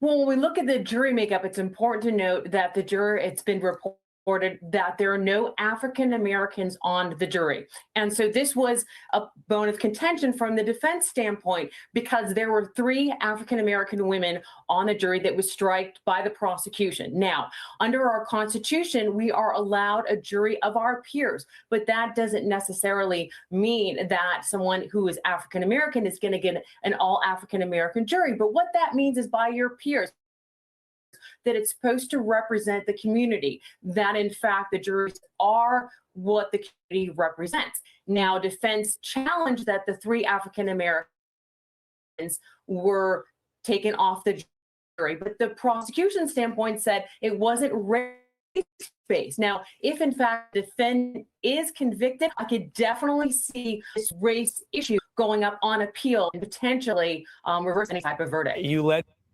Ain't that what I said earlier? I said that earlier.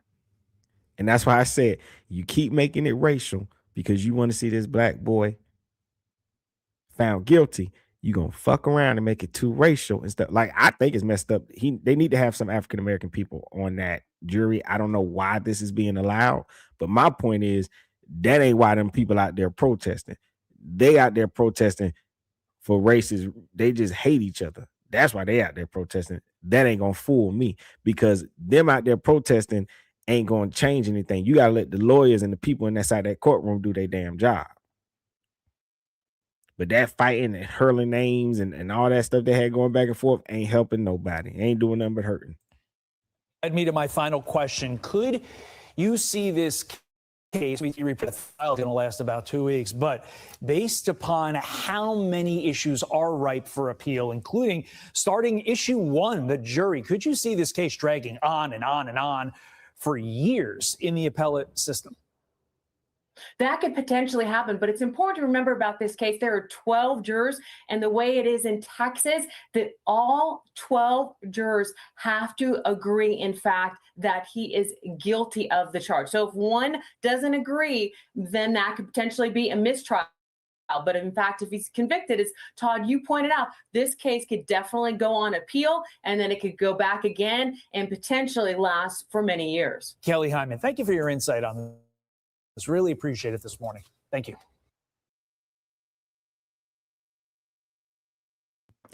Let me see. Some of y'all in the comment section think he will get a slap on the wrist. I don't think he'll get no slap on the wrist, man. They'll riot if they do that, man. I see you. What's that? If he land, but man, you know damn well they ain't gonna do that. Stop it. I get your joke, but I don't think that they're gonna give him no slap on the wrist at all. Like the pressure, oh my god, the pressure any judge would be under doing a case like this. So let's see. Griswold says black people are not responsible for any of the crimes they commit. They are forever innocent victims who can run around, do whatever they want. You know that's not true. I don't know why people try to combine the whole black people being victims. They're usually talking about other things like being able to get a job, affordable health care, things like that. That is not, I don't think you can connect that to like if somebody commits a crime. Like, no.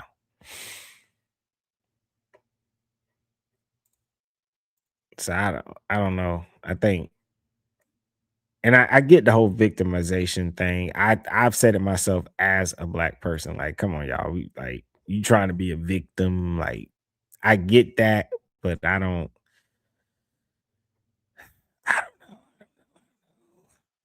Let's see. All right. So I played the Chaos Erupts.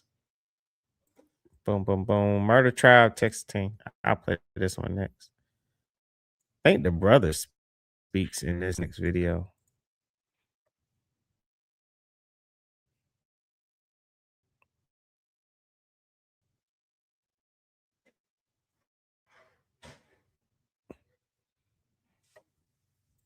Come on, man. The fucking computer be. Ah! Ah!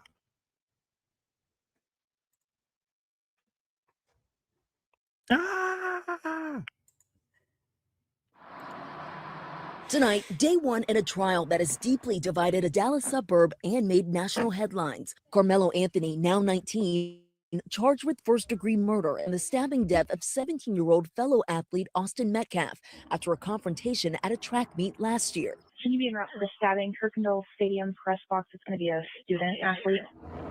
Prosecutors called it a sneak surprise attack, showing the jury grainy surveillance of the bleachers where it all happened that rainy morning after Anthony sat under a tent belonging to Metcalf's team. Austin's twin brother Hunter was there. He started getting aggressive and talking reckless. And my brother stepped in and said, "You need to move." And he's like, "Make me move." And prosecutors say when Metcalf tried moving Anthony, he pulled out a knife. Metcalf's last words, "I've been stabbed," before he died in his brother's arms. But Anthony's defense arguing he acted in self-defense, reacting in a split second of fear, chaos, saying after he defended himself with the knife, he ran. He didn't stab again. He dropped the knife. The case fueling debate and racial tension. Metcalf's father has insisted it's not about race. Both families have faced threats. To the family who experienced the loss, my heart truly goes out to you. We believe in legal process, and that is where the truth will come out. Tonight, one civil rights organization voicing outrage that there are no Black jurors deciding Anthony's fate. Karmelo Anthony was 17 at the time. He is being tried as an adult, and if convicted, he could face 5 years up to life in prison. Morgan Norwood, ABC News, New York.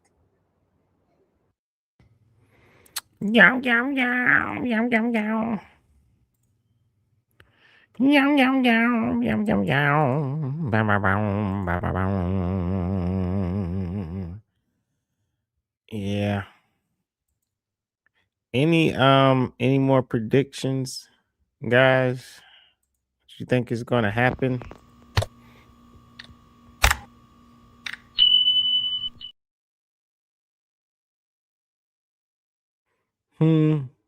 Any more predictions? Some people think slap on the wrist. Some people think life. Some people screaming out death penalty. He committed this crime because of his age at the time, which was 17. They can't even give him life without parole. So, so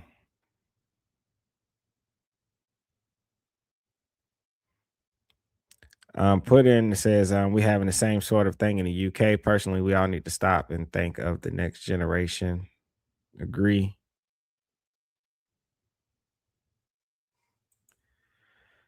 Rain me says the father has shown grace and kept his family from speaking about the case. He forgave and let the justice process move forward. Yeah, I don't get people that's acting more crazy than the family. Like that's weird to me. It's like this, it's like it then looks to me like it's like fake outrage. Like you're just doing this for a show and you have your own agenda behind it. I don't get it. And I know people probably would look at me and go like, they want me to join in on it. Like, I'm just like, I can't do it. I just can't. I just don't think this is racist.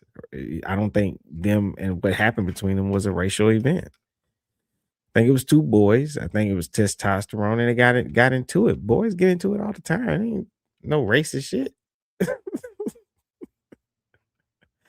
At all. And you know what's so crazy is I remember a little bit growing up.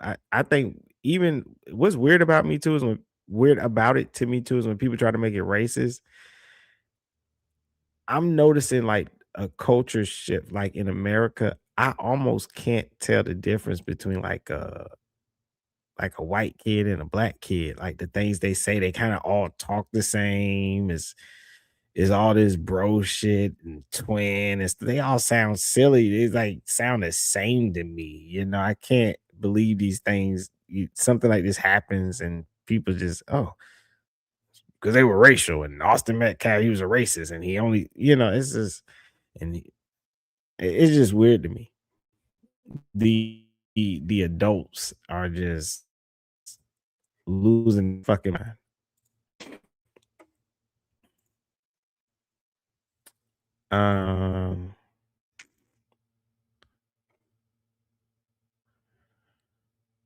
I think I might be.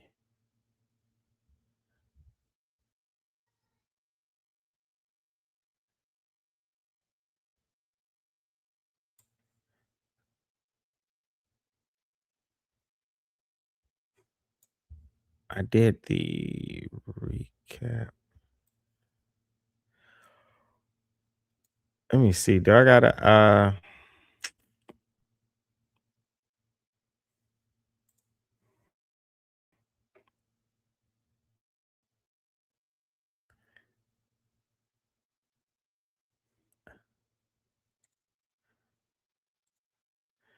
I might have to start my computer.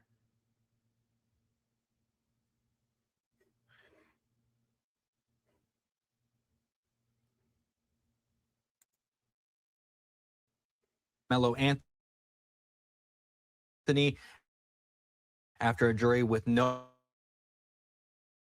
black members.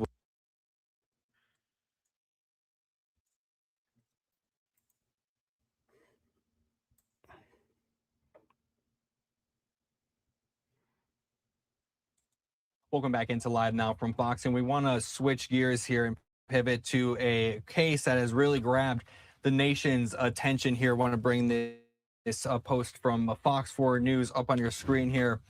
This says opening statements began Thursday in the murder trial of Frisco ISD students Karmelo Anthony. Selection process. So we want to bring you here what we know of the latest with this trial, as it will be going on to day 2 today, as opening statements began yesterday morning in the murder trial of the Frisco ISD student, fatally stabbing another student at a track meet. Anthony now facing charge. Anthony now an all-man's. Oh, my bad. I'm just now seeing it. Appreciate you, Raimi, with the super chat. Says thank you for trying to bring some common sense to an out of control situation. I appreciate you doing that. Thank you so very much for that. Thank you for your donation. I appreciate it. I gotta get more stuff like a fireworks and something. I want like you know what I mean? I want more than that. I wish I had more than that. I appreciate you, though. Thank you. I'm gonna do the Soldier Boy for you. Wrong with you?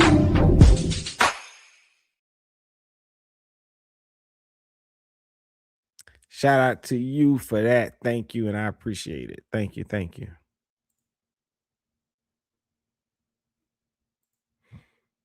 Yeah. Stadium stands on April 2nd, 2025, which escalated when Anthony allegedly stabbed Metcalf in the chest with a pocket knife. The trial is expected to last approximately 2 weeks. If convicted, Anthony faces a maximum sentence of 5 to 99 years or life in a prison. Now, to talk more about this and break down the latest, Mark Astor, a criminal defense lawyer, onto the program here. Mark, thank you so much for joining us this morning. So we heard opening statements yesterday. Anthony faces a murder charge, and the defense is claiming self-defense. What evidence throughout this trial is going to be crucial, as we've already started to see some testimony yesterday from coaches? What evidence here is going to be crucial for the jury members?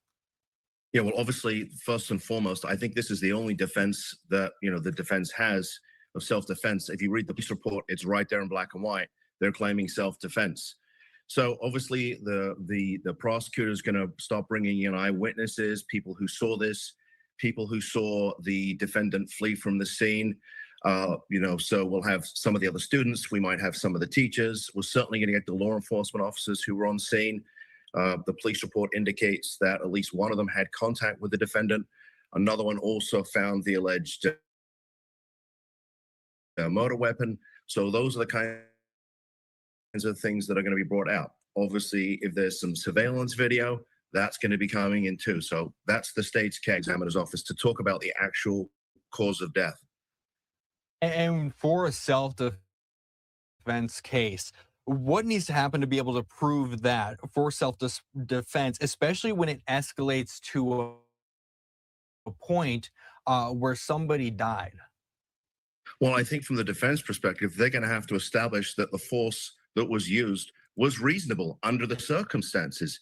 And they're going to have to say, look, our client faced potentially a deadly force, or even something where he could be subjected to, serious bodily injury. So he had no choice. He was outnumbered. The victim was larger than him. There were lots of people in the room, and he felt as if he had no choice but to use deadly force in order to protect himself. The problem with that is that the defendant actually, he went into the area where the victim was to be found. He allegedly had a knife with him. He dared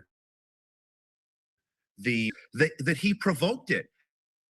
He went in there looking for a fight. He dared the victim to do this, and he did. And he was ready and prepared for this. He took a knife to a fist fight. That's not a fair fight. And you can't provoke a situation and then say, not my fault. I was acting in self-defense. And that's the dichotomy the jury's going to have to unpack in this case. And then I also wanted to touch on the location of this as well, and where this happened, as there is from some testimony yesterday about this. My bad, y'all. On my end, I feel like it was a glitch, so I rewinded it just a little bit. And then I also wanted to touch on the location of this as well, and where this happened, as there is we've heard from some testimony yesterday about what this revolves around in this tent there at this track meet. So we heard from Memorial High School coach Robert Starr, who took the stand, and he explained to jurors that a tent at a track competition typically, quote, marks your spot. He said it's similar to team bench sports. So what this case involves escalating from a seat dispute that we're getting from a Fox 4 report, how could we see testimony from coaches and other athletes really affect this case? And when it comes to something like where this happened, especially when they're saying with this tent, that kind of almost in some way marks a territory.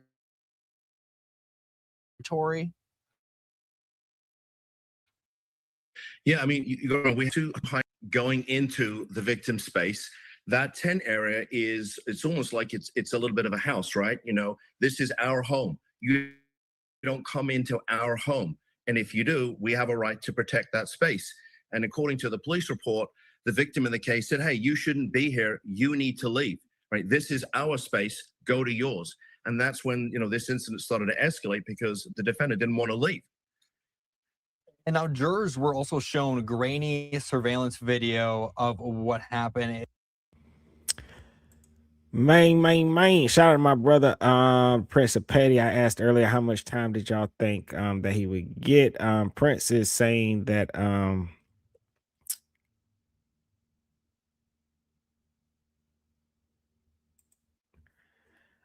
he's saying Melo's going to do some kind of time, maybe a plea deal, but definitely time 5 to 10. You think he only get 5 to 10? Man, Prince, you trying to cause a riot, man. Look. That's why they run you off TikTok, man. That's why, brother. That's why, brother. I'm telling you. Oh man. Oh, also I saw Blayneck said they had multiple black jurors who stated that they were biased and did not believe they could put a brother behind bars. Yeah. I spoke about that earlier. Man, you had a lot of people saying, like, because they asked them, like, straight up, like, can you, because if you say that this person is guilty, you can serve up to life. Can you do that? And you have people that are saying, like, oh, no, I can't do that. And I was talking about that earlier. It's like, and I've heard lawyers speak about this. It is hard to get a lot of times, you have black jurors, and I've heard other lawyers speak on this. They try to get out of jury duty. They just do. And I remember my wife, she went to go do jury duty, and she was like, because I remember when this came up, me and my wife was talking about this, right? And she said, what's so sad is she said, I remember when I was doing jury duty, she said all those other, the other black people, she said they were trying to go home.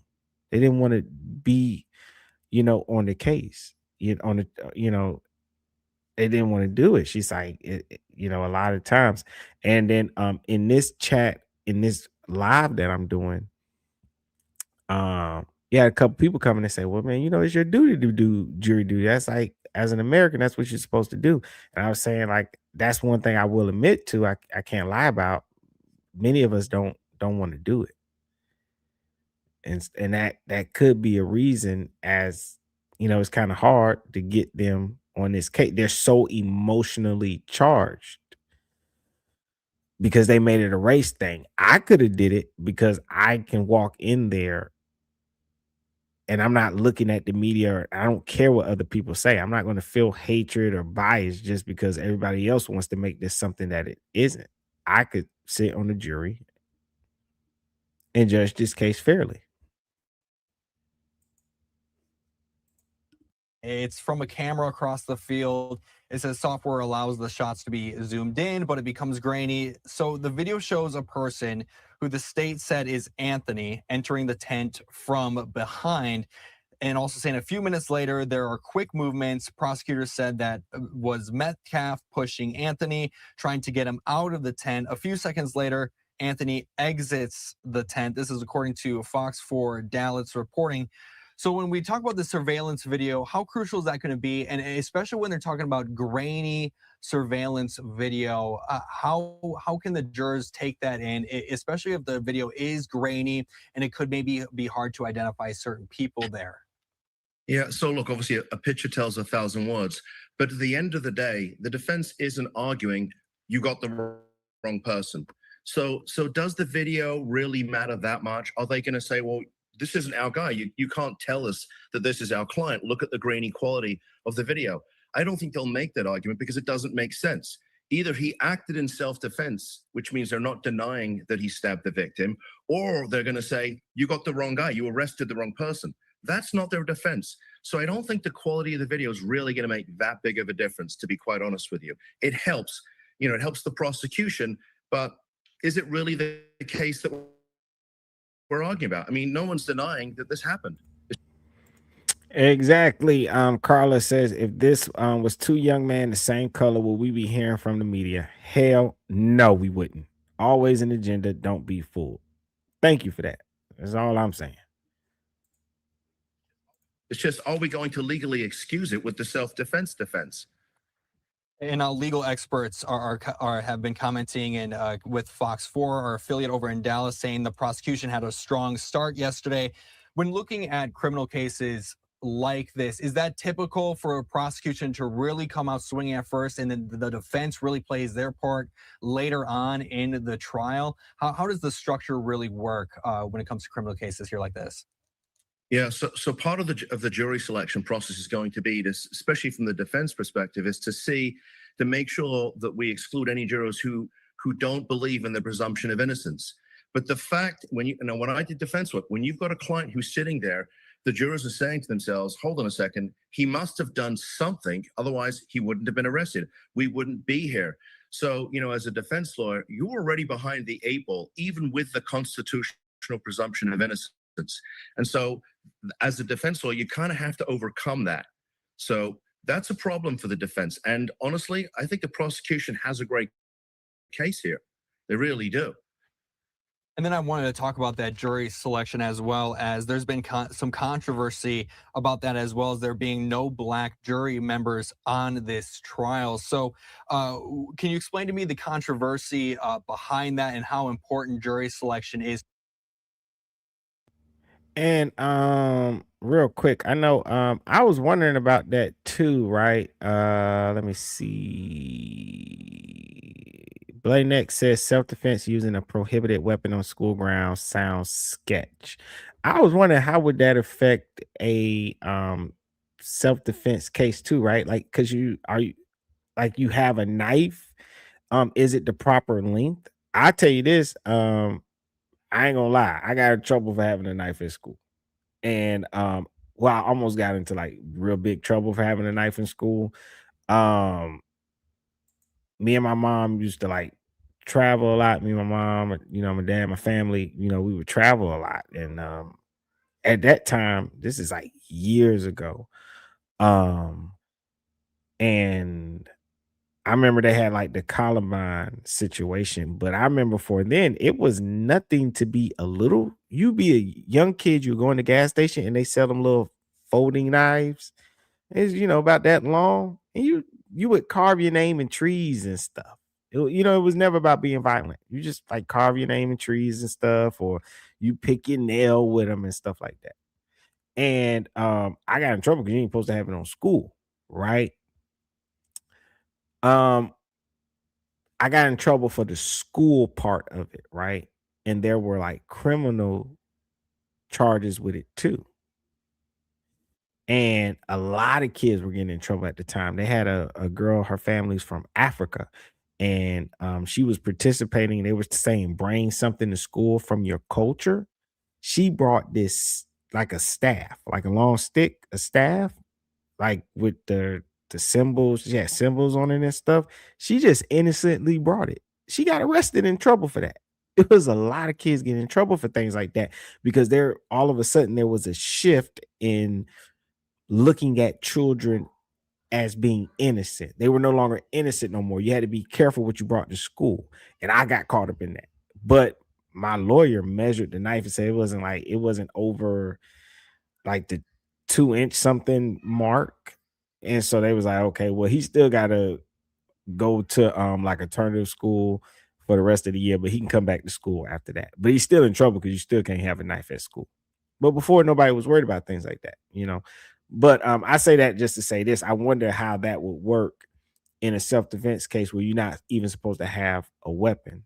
I know, like, damn, what's that man's name? They got a dude, I know it involves Jay Prince Jr.'s son, and they were trying to jump this guy. Somebody had a weapon and was trying to shoot him. He was able to get their weapon from them and shoot them and defend himself. And people was like, well, it was self-defense. How did he get in trouble? Well, he has a felony. So when you have a felony, you're not even allowed to have a gun to protect yourself. They had to go and change the laws and to make it to where if you are a felon and your life is in danger, you better be able to prove your life is really in danger. You can take possession of a gun to defend yourself, right? But you cannot hold it. You have to hold it exactly when your life is in danger. Not a minute before and not a minute after. So somebody starts attacking you, you outnumbered, you got a gun, you can take possession of that gun and defend yourself. But once that threat is no longer there, you must immediately drop that weapon and walk the hell away. And that's how the lawyers was explaining his case. He held on to the gun after shooting people and they laying on the ground, and he's still holding the gun while standing over the guy. And he said himself, he tried to shoot the guy again while laying on the ground, but the gun jammed or something. Right? So I'm just saying that I wonder if you have a weapon in a situation where you're not even supposed to have a weapon, even if you claim, hey, I was defending myself, how would that work against you in court where they say you weren't even supposed to have a knife? You know? I don't know, man. I don't know if somebody in the chat knows or you know what I'm talking about, but I know sometimes, things like that can affect you. Is to a case, can it really define its outcome here? For your, who are hopefully going to see the case your way as a prosecutor, you're golden. But don't forget, you need 12 people on that jury who are going to find that you met your burden of proof. As the defense, I only need one person to say, hold on a second, this was a self-defense case, and my client potentially gets an acquittal. So there's the dichotomy in the jury selection. Now, the jury is supposed to reflect the community. It's supposed to be a jury of the defendant's peers. And I think from the defense perspective, they potentially have a get out of jail free card here.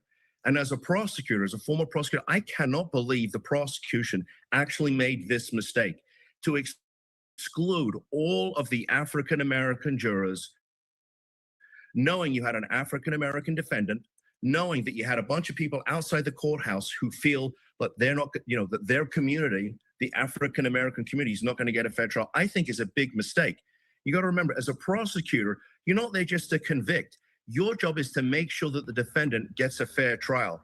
And I honestly, I said that. That's why I told people, you're out there protesting, you doing all this hatred, or you putting more racism on it. You need to stop. This case is becoming so racially charged. It is very high profile. And then you got the prosecutor, don't have no black people in the jury. And we know jury selection already had issues.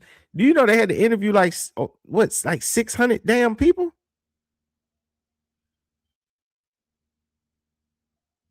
I'm telling you, you keep on. For those that want to see this boy go to prison, you keep on. He gonna get found guilty, and they gonna appeal. This what is this, like the second, third lawyer? No, hold on. 1, 2. This is a second lawyer from like just us being on YouTube, being live today that has brought that up. This boy might get found guilty and might, but now that brings me back to the point Prince made.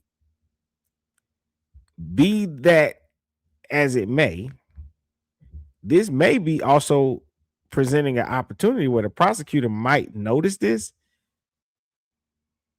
think ahead and go, let me offer a plea deal.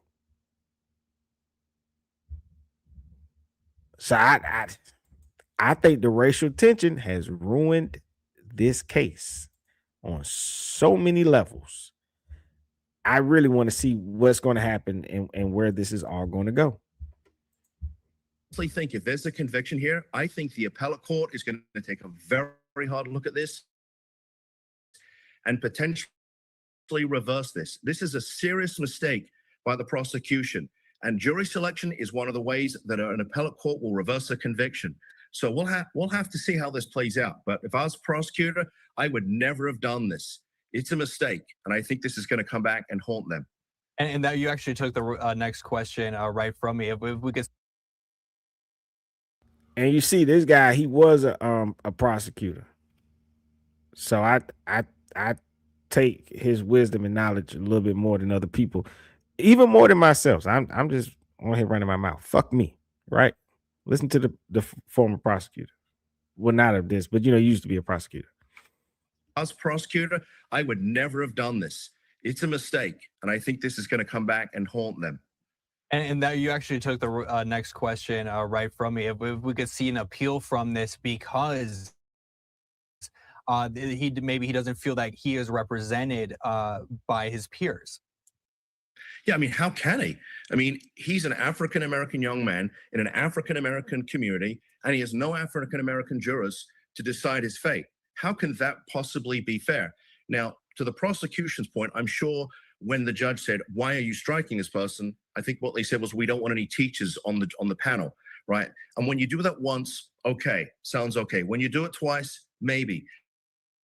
But you start doing it 3 times and 4 times, you're like, hold a second, there's a pattern here. And it's the pattern of striking those African-American jurors that I think is going to come back and bite the prosecution, in the proverbial backside. I really do. And I think the appellate court's going to find a problem with this. And there was these jury selection and how this was done throughout this case, as well as says, this is according to TMZ, saying one potential juror reportedly said, "I don't think I can make a decision about somebody so young. One mistake, one argument, one conflict. You can't say he's a bad person," end quote. Another prospective juror raised eyebrows after admitting, quote, "I don't know if I feel right putting a brother in jail," end quote, when asked about defending guilty of murder. This is coming from TMZ. So what are the challenges here when it does come to the prosecution, when it does come to, what are those questions that they're asking potential jurors and making sure that it is a jury selected, that the defendant does feel represented by their peers? Well, I think from the prosecution's perspective, they're going to ask those questions. How do you feel about the fact that, this young man is African-American? In fact, he's so young and potentially has his whole life in front of him. If we prove our case, are you going to be able to vote to convict him? And so that's part of the prosecution's, responsibility. But you got to remember. Yeah, they said it wasn't a cleat sharpener. It was it was a folding knife.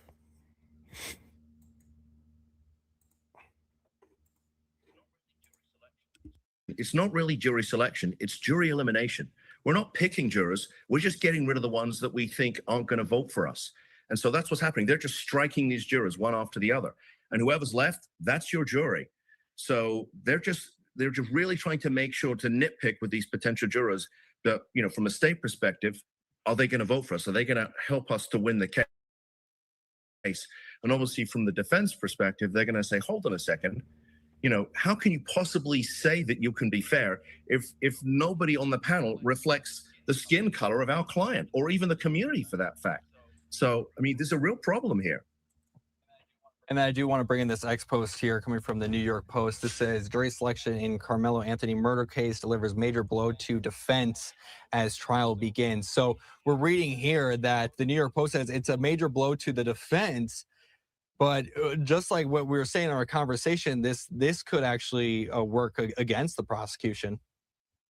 Yeah, I think it's a get out of jail free card. And look, it wasn't that long ago that we were electing and re-electing an African-American president. So it's not beyond the realm of possibility that this jury could vote to acquit this defendant.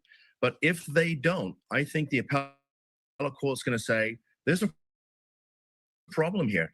And you know, there's two areas that are very susceptible to reversal. One is jury selection, and the other one is the jury instructions. Obviously, we haven't gotten to the jury instructions just yet. We will do at the end of the case. But right out of the gate, I think the prosecution has made a fundamental error by not protecting the record and making sure that this young man got a fair jury and a jury of his peers. This is a mistake by the prosecution. I'm frankly shocked that an experienced prosecutor would do this, but here we are. So we'll have to see how this plays out. I'm not shocked. I think he's trying to make a statement. Because if he can get away with it, other people can get away with it. That's how it goes. You know, if I can get away with it, you don't have a jury of your peers. Hey, other people can get away with it. That's how it goes.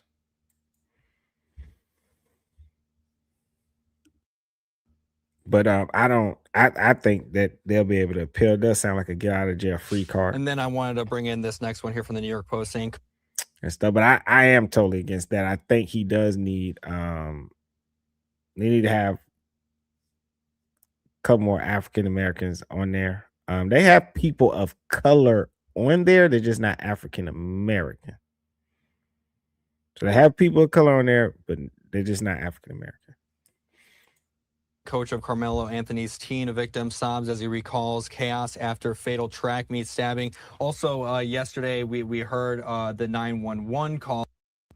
Or I guess what some people could call people of color, they're not like black people, but they're not like exactly like white people though. I guess I don't know how that goes. As well. What are you going to be out on the lookout here for when we can expect to hear later on today, as trial is set to begin here in just a few hours from now? Yeah, I'm sure, the prosecutor is going to start bringing in their witnesses. Typically, when I was prosecuting cases, I would bring in my law enforcement officers first, let them set the scene. We want to establish, what they saw when they first came on scene. We want the officer who came into contact with the defendant to talk about what he saw and what he heard, because according to the police report, there was some admissions made by this defendant. So he admitted the fact that, this is a self-defense case, and that might actually help the defense because they may not need to put their client on to testify because their defense is in the police report. So they'll bring in their officers, they'll testify about what they saw, what the defendant allegedly said. Obviously, we want to establish a chain of custody with the knife, and they're going to want to bring that in and show the jury because, I know when I prosecuted a case where there was a knife attack, the one piece of evidence that was really important to my case was the knife. And when the jury saw that knife, they said, okay, we get it. All right, this is a murder case. And it really brings it in. So they'll bring in the knife. There'll probably be a ton of crime scene photographs, because jurors can use their imagination. But again, a photograph is worth 1,000 words. And you start laying out all those photographs, the blood scene, the chaos that was going on. And they're going to bring all of that in. And then they'll bring in their civilian witnesses to talk about what they saw, what they witnessed, really to corroborate what law enforcement has already established. So that's what I expect to happen over the next couple of days. And we'll make sure to stay on top of it. Mark Astor, thank you so much for coming.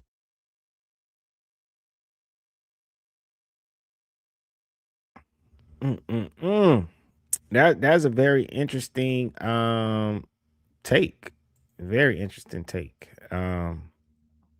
That and I agree. I had been saying that earlier. I said I've seen other cases like that, and you got jury selection, and he's right. I've seen a lot, especially when it comes to the when they give the jury commands, the rules and stuff, and they don't follow it a certain way, and man, you get a what the fuck? That's almost crying. You get a conviction overturned, man. Every time. I don't know what that. The prosecutor probably got their own agenda, what they're trying to do. Like I said, I think they're trying to make a statement. If I can do it, then everybody else can do it. And I think that's what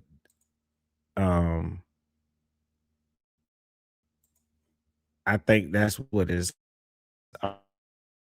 all about.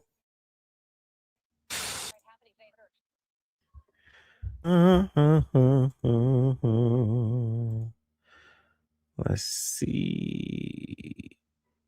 All right.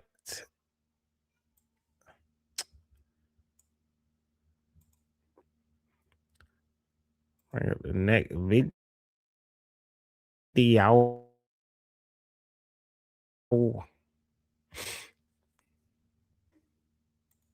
Prosecutors continue laying out their case against Karmelo Anthony. He is the teen accused of killing another teen at a Frisco ISD track meet last year. Anthony's attorney claims it was self-defense. Trevor Sahaki is live outside the courthouse for us this morning. And Trevor, who has the jury heard from this morning?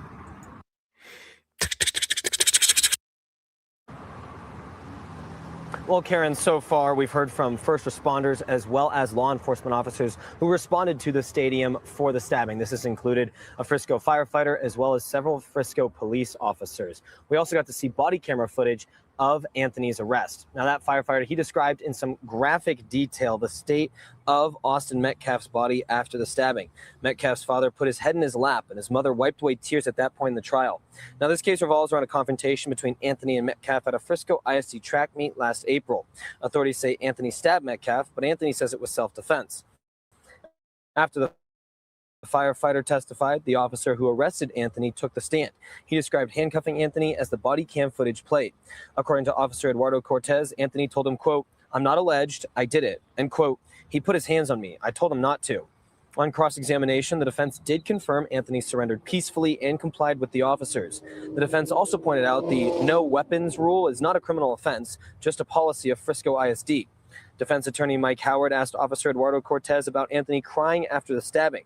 Cortez said in response, quote, "Did I see tears coming down his face? I can't testify to that because I didn't see his face. My description was based on the tone of his voice." We're now hearing from another police officer right now. This is the officer that found the knife that prosecutors believe was used in the stabbing. This case is expected to go through the end of today and into tomorrow. Live in McKinney, Trevor Sahaki, CBS News, Texas. All right, Trevor, thank you very much. All righty, then. Let me get through the rest of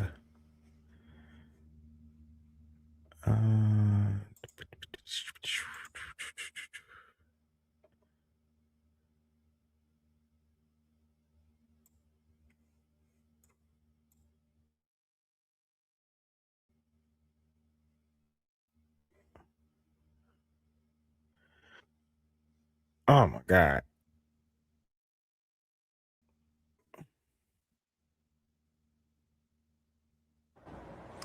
Welcome back. Frisco High School students who witnessed the fatal stabbing of Austin Metcalf backed up the state's case during testimony in the Karmelo Anthony murder trial today.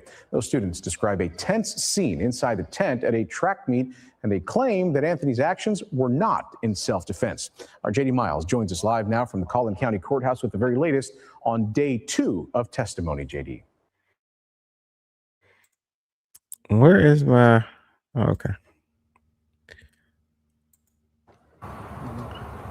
Ken, this was the most painful day of the trial by far for the family of Austin Metcalf. That's what his father, Jeff Metcalf, told me. The parents watched police body cam videos that captured the lifeless body of their son receiving CPR, while in the background you could hear the haunting wails of his twin brother, Hunter, who was also at the scene. Now, prosecutors also presented for the first time, we got to see the 5-inch folding knife that they submitted as the murder weapon. And we've heard from current and former Memorial High School students who are presenting their accounts of what happened. And see what I was saying, like the knife I had was within that 2-inch, 5-inch folding knife. I doubt you could have that on school grounds. I'm pretty sure they're gonna get to the they'll be in the trial, talking about that. I'll be interested to read up on that and see.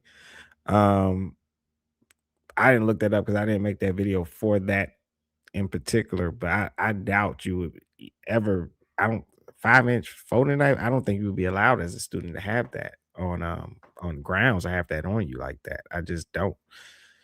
So I don't know how that would affect him also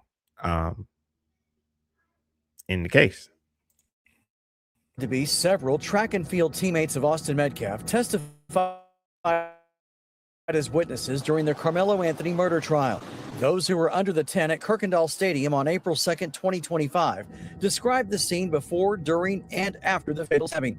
A 17-year-old testified, "I remember people confronting Karmelo and saying, 'You shouldn't be here. You probably should leave our tent.' I also said you should leave." Prosecutor, "Was it aggressive?" "I don't think so. I remember it getting more aggressive. I remember Karmelo refusing to leave and Austin saying, 'You need to leave,' and Karmelo saying, 'Touch me and find out.'" That student and others say the defendant was asked to leave as many as 15 times. Prosecutors asked him, "Did anyone try to gang up on him?" His answer, "No, sir." "How long did this go on?" "Roughly 2 minutes." "Was Karmelo angry?" "Yes, sir." "Was Austin angry?" "Yes, sir." Karmelo started refusing to leave. Prosecutors, "Who was provoking?" "Karmelo." Austin leans in to push him and Karmelo stabs him. Karmelo had his hands inside a backpack and we thought it was a bluff. He says he and others didn't believe Karmelo would do anything because they live in a, quote, safe community. Austin fell down the bleachers onto his back and he got up. He lifted up his shirt where his chest was all bloody and he said, "I think I got stabbed." Prosecutor, "Did he say anything?" "I think he said, 'Oh my God.'" Another student, Jalen Matthews, backed up the state's case when prosecutors asked him, "Did it look like Austin was trying to pick a fight?" His answer, "No, sir." "Did it look like Karmelo Anthony was trying to pick a fight?" "Yes, sir." "Did this look like self-defense to you?" "No, sir." "Was Karmelo Anthony the aggressor?" Witness, "Yes, sir." Let's see. So Rainme says racial makeup of county white people 49.6%, Asian 18.7%, Hispanic 16.1%, Black 10.8%. Therefore, at least one African American would be expected on jury. Yeah, that's the thing. Like one or two, like at least 1, 2. Yeah. I think it'll hurt them at the end. I think they hurt themselves with that decision. Now, there's been a lot of speculation for more than a year about what kind of role, if any, Austin's twin brother Hunter might have played in this confrontation. Both of those witnesses and others say Hunter was actually on the other side of the tent scrolling on his phone and did not become involved until after Austin was stabbed. Now, there are more students taking the stand right now in the courthouse behind me. We'll bring you their testimony later today. Live in McKinney, JD Miles, CBS News, Texas. Well, if that's true, that goes like, they won't be able to So use we're actually going to get into. My bad. That just that was popping up. That'll go against his whole self-defense thing. If especially like if you're saying like, oh, these two twin brothers about to jump on him. If witnesses are saying, hey, the brother wasn't even paying attention. He was on his phone.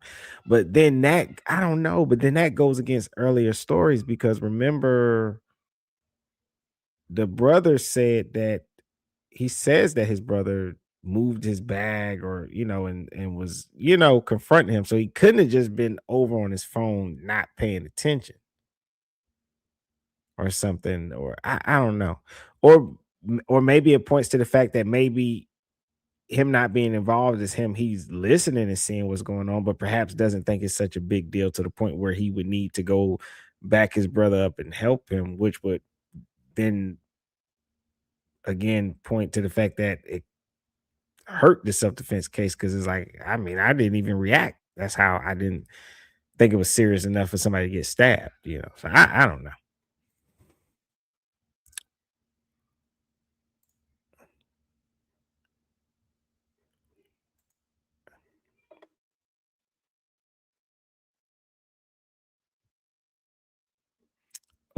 Ooh, we got one more.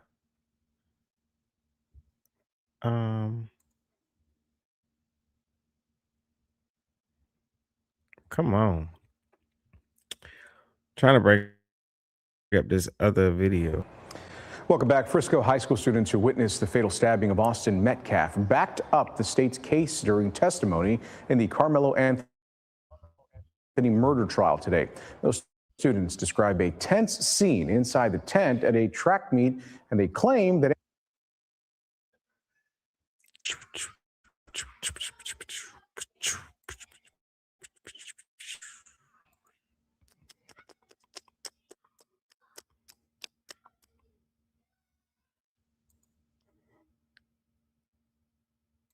Day 2 of the murder trial of Karmelo Anthony featured some emotional testimony from several people who were at the track meet the day of the deadly stabbing. And some of those witnesses, students who just were feet away from Austin Metcalf when he died. Fox 4's Alex Boyer live tonight with an update on today's hearing. Alex. Hey guys, and testimony wrapped up less than an hour ago. It was certainly a very difficult day of testimony inside of the courtroom. For the first time, we really got a look at that folding knife that was used to kill Austin Metcalf. The jury was also shown some graphic body camera video from a police officer's perspective. You can see CPR. Rainey says, with 1-2 black jurors be enough to make it feel fair is the question. I probably not. For me, yeah, but for most people, most likely not. Yeah. I'm Stanley says Texas is a juror deselection. Yeah, it is. It is. Because they send it out, so they already picked the juries, and you're right, it's just a matter of getting rid of people that you don't want. Watching that, including Metcalf's mother, who is seated in front of me. Now, our sketch artist takes us back inside the Collin County Courtroom where cameras are prohibited. Anthony is dressed in a blue suit today. This morning, the jury heard from Frisco ISD School Resource Officer Eduardo Cortez. He told Anthony, or he took Anthony rather, into custody at the stadium after that deadly encounter. Anthony was identified by witnesses who were following him and identified him wearing that Essentials Fear of God gray sweatshirt and dark pants. The jury also watched Cortez's body camera video. And when Anthony's cuffed, Cortez radioed to dispatch that he had the alleged suspect in custody. You then hear Anthony tell Cortez, "I'm not alleged, I did it." Anthony appears to get emotional when he went on to say he put his hands on me. I told him not to. The jury was then shown the pictures of the knife used to stab Metcalf at that meet. It's a 3.5-inch folding knife, and it has blood on it. I can tell you that it was located 3 to 4 rows up from the crime scene in between some bleachers. Anthony's blue backpack was also found there. I talked to a court TV host, Cody Thomas, who observed today's testimony. The video definitely brought about a visceral response. We're seeing this body cam video of when Karmelo's arrested. We're seeing the first moments of that, and we're hearing Karmelo, sounding emotional, saying, I told him not to put his hands on me. I told him not to, and that's what the prosecution's harping on, saying that part is a lie. So perhaps the most gut-wrenching moment in court today was when the jury saw another police officer's body camera video that I mentioned. His pupils were fixed and dilated, and he didn't have a pulse.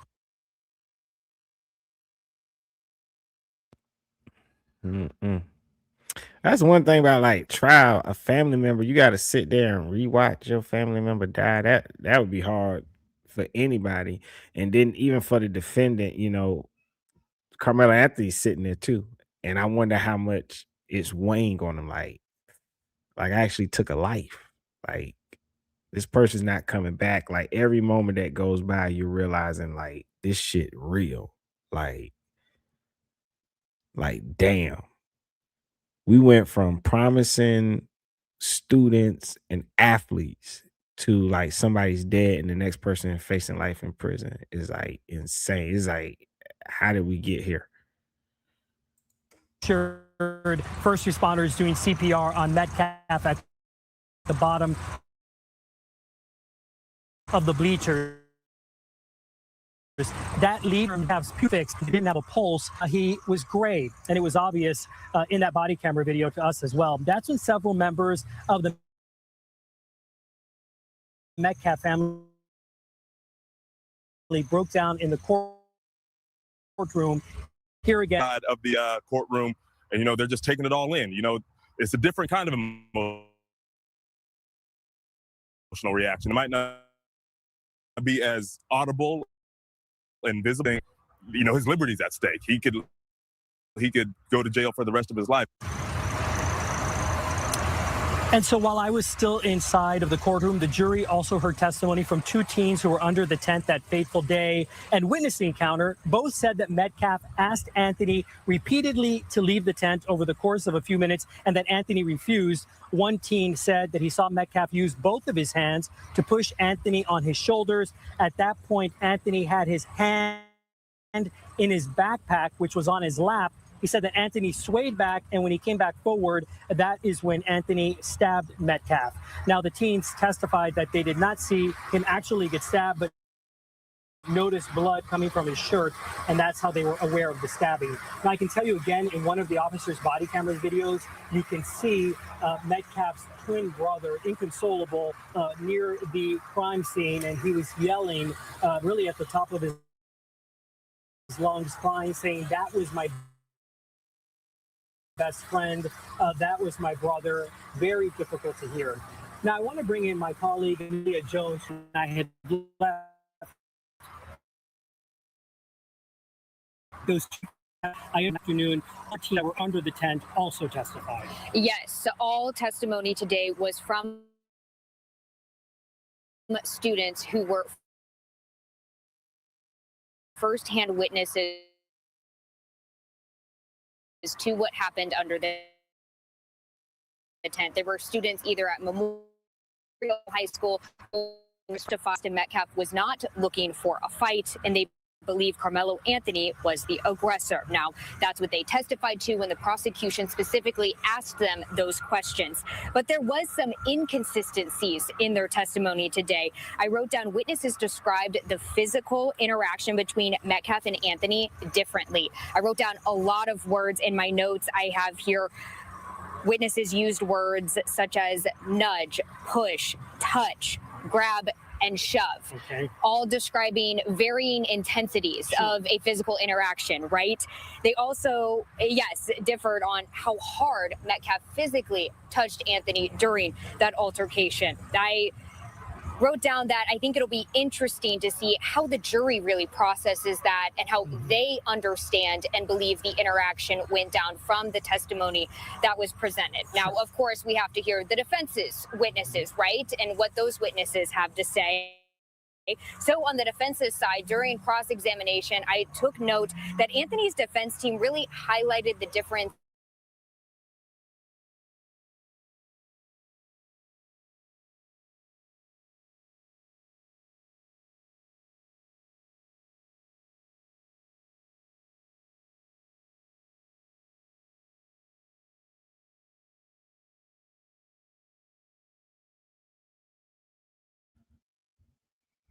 This shit pissed me off. Yeah, after this, because I want to do another live, but after this, I'm gonna restart my damn computer. But I was doing a bunch of stuff earlier, so my apologies. I have to not right now. I'm gonna finish this up and stuff because we almost at the end. But it's glitchy. It's getting glitchy. in size between Metcalf and Anthony. We know Metcalf was a football player, and one witness testified that Metcalf probably had about 50 to 60 pounds on Anthony. So the defense really honed in on the comparison of their size. Specifically, however, when this all happened. And so I think that line of questioning was consistent in the teen witnesses that took the stand. I think that gives us some insight into the case that the defense is building. Sure, trying to build that case for self-defense. Yes, absolutely. Thank you so much, Amelia Jones, for your perspective there and insight. Of course, Amelia, again, taking over this story Nightside. She's going to have a wrap on the latest testimony, more on what you just heard tonight on Fox 4 News later this evening, beginning at 9 and 10 p.m. The judge holding court tomorrow, so I will be here for testimony and bring you the latest then. Back to you. All right, some of the things that Amelia was talking about, it sounds like jury instructions will be very important as well, right, Alex? If a push or a shove rises to deadly force in response to that, and there's just so many things we're left to learn as well. All right. All right. Boom.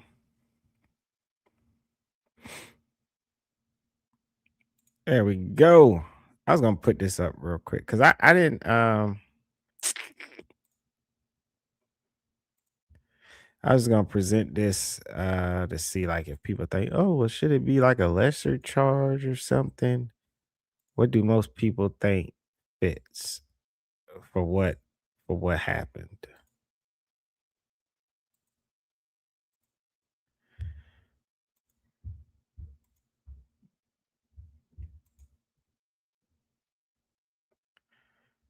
All right. So you got Penal Code Section 19.02.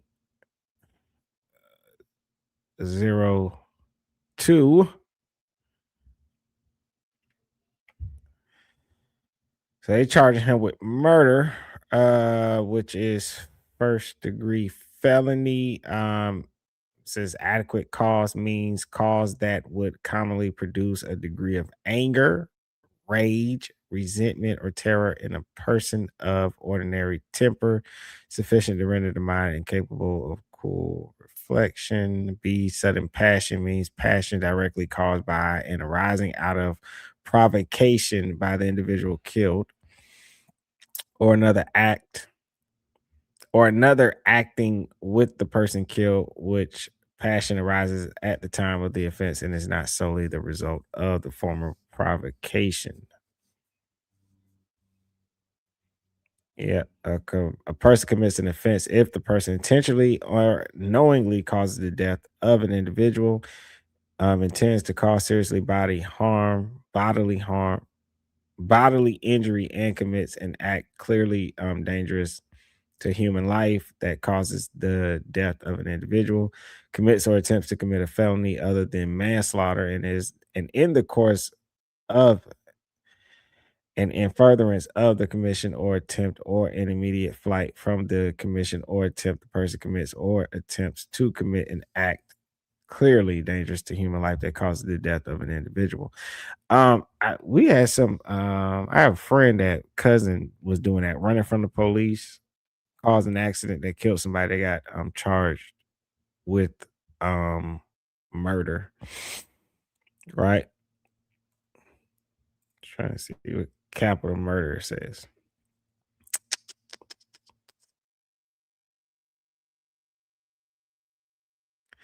So it says for capital murder, a person commits an offense if the person commits a murder as defined under section 19.02 B1.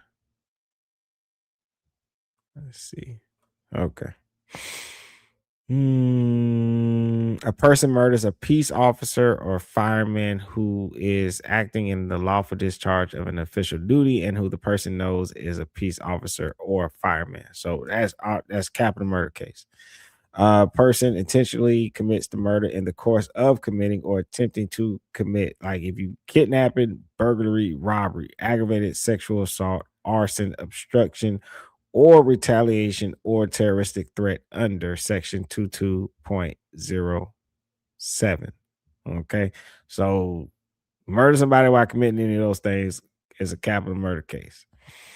The person commits the murder or remuneration or the promise of remuneration or employs another to commit the murder for remuneration or the promise of remuneration.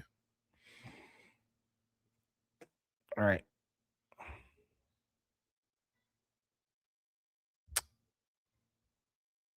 All right. Oh, let me see.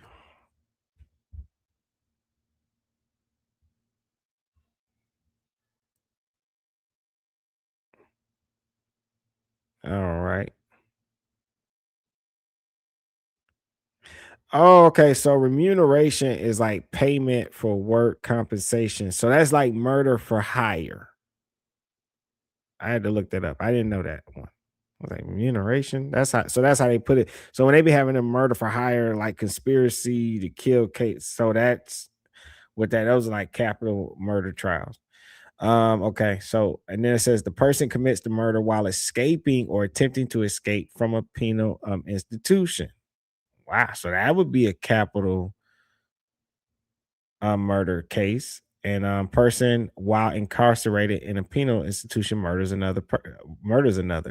Who is employed in operation of the penal institution with the intent to establish, maintain, or participate in a combination or in the profits of a combination. Wow. So these are how you get the capital murder. The person while incarcerated for an offense under this section or section 19.02, that's capital murder, or while serving a sentence of life imprisonment or a term of 99 years, or an offense under section 20.04, 22.021, which is aggravated kidnapping, and then you got aggravated sexual assault or aggravated robbery.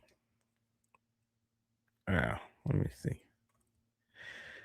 So it could be murder. I don't think it falls under capital murder. Let's see if he could fall under manslaughter, because they did mention like if jurors were willing, because they asked also, because people fail to realize they asked questions that would fit both sides. So they asked like, could you convict a 17-year-old where he could be sentenced to life in prison? Then they also added in question saying, hey, if convicted, found guilty, would you be willing to find this person guilty of a lesser charge? So if the evidence does not fit murder, can you say, hey, this is not murder? Can you be honest, not be biased, and say, hey, this don't fit murder, but it does fit this, and find them guilty of that? So they ask questions to fit both sides. I'll put a couple more y'all comments on the screen.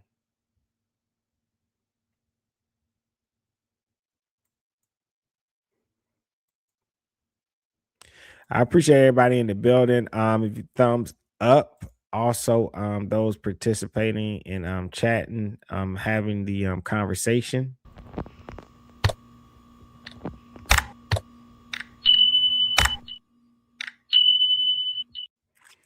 I appreciate you all.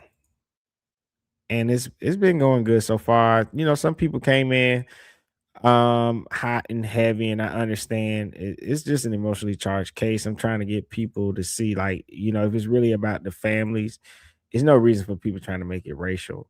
You know, I haven't seen any proof that them two boys was fighting because either one of them were racist.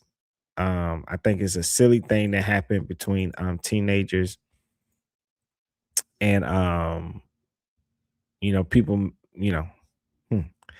Let's see. Raimi says second degree murder is an unlawful killing committed with malice, but without premeditation or advanced planning. It generally applies when a person intends to kill in the heat of the moment. Yeah. And that's the thing, though. When I was looking up, because people kept putting first degree murder, they don't have degrees of murder in Texas, it seems.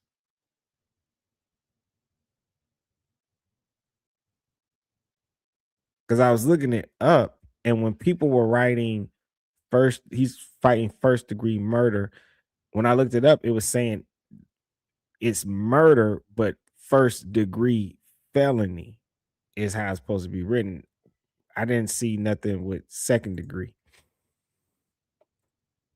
And I guess that's the thing with states. You know, every state has their own thing. And I think that's why, like, even him facing a murder charge, right? Because they don't have, I guess they don't have first degree, second degree, third. Some people places got third degree, right?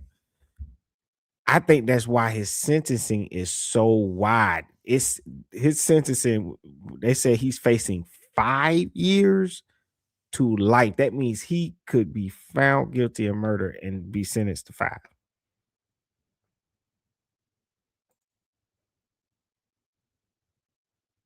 So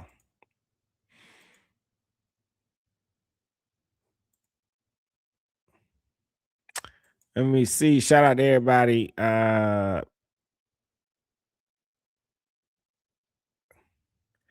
Let's see, Dexter. We said, why is there an all-white jury and they're claiming it has nothing to do with race? Is a diabolical lie. Black people have been murdered for years, and the white killers walk away, and no one blinks.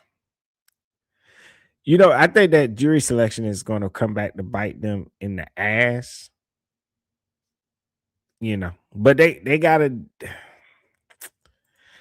dive deep into that. I think that is definitely something's going to come up at the end of the trial. I think it is. They'll go into it. I still think a huge part of it is a lot of times, Black people don't want to be on juries. And because we don't have practice in getting in on juries. So we don't know how to answer the questions to make sure we get picked for these important trials, and we answer questions a certain way, a wrong way. And I think when you have a prosecutor that's looking for a reason to strike somebody that ain't gonna vote for them, they use it as an opening.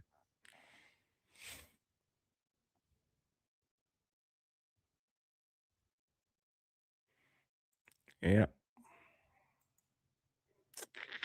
Oh, reading manslaughter. All right. So a person commits an offense if he recklessly causes the death of an individual. An offense under this section is a felony of the second degree, except that the offense is a felony of the first degree if it is shown on the trial of the offense that the defendant committed an offense under section 28.09, that's damaging critical infrastructure facility. Okay. Recklessly causes the death of an individual. I don't know if it quite fits manslaughter.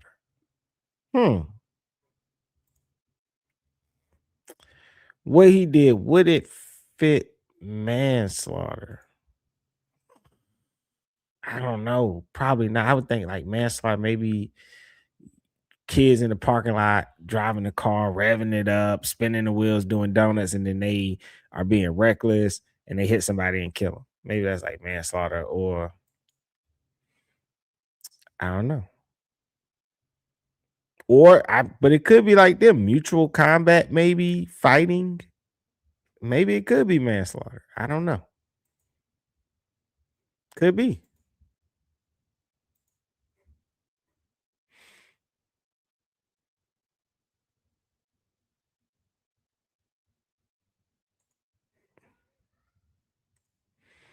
Let's see. Criminal negligent homicide. Let's see. That's a person commits an offense if he causes the death of an individual by criminal negligence. An offense under this section is a state jail felony.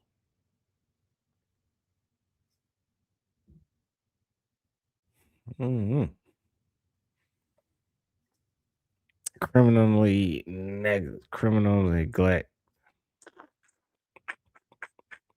Let me see. I doubt that they did that, man. People gonna riot if they.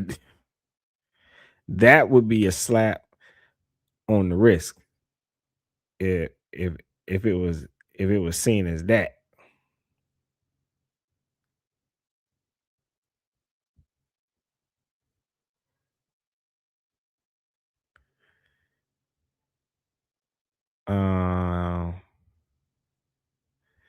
I don't know, but I look it up. It says usually it's is the unintentional killing of another person caused by someone's extreme failure to recognize a substantial or unjustifiable risk, where their behavior represents a gross deviation from what a reasonable person would have done. Unintentional killing, there's no intent to harm or kill. So yeah, I don't think it would be under that either. Yeah. Common examples they say include dangerous driving without awareness of risk, which is scrolling on a phone at highway speed. Unsafe workplace conditions where hazards were ignored, and grossly negligent firearm handling. So no, what he did definitely would not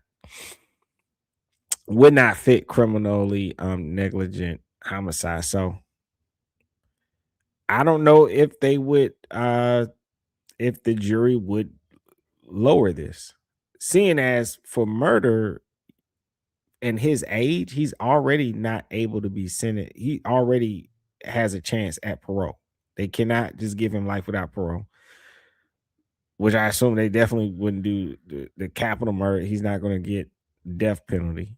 And it can be as low as 5 years or it can be as high as life. But he still gets the chance for parole. Mm-mm. Mm-mm-mm-mm.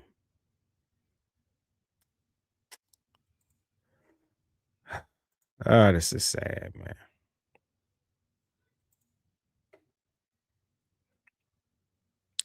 I didn't think that I would see like I don't know. I didn't expect this to get big like this. I remember when I first heard about this story, I was like, oh man, I said that's sad. I can't believe, kids are hurting each other the way that they hurting each other. I never thought it would blow up this big.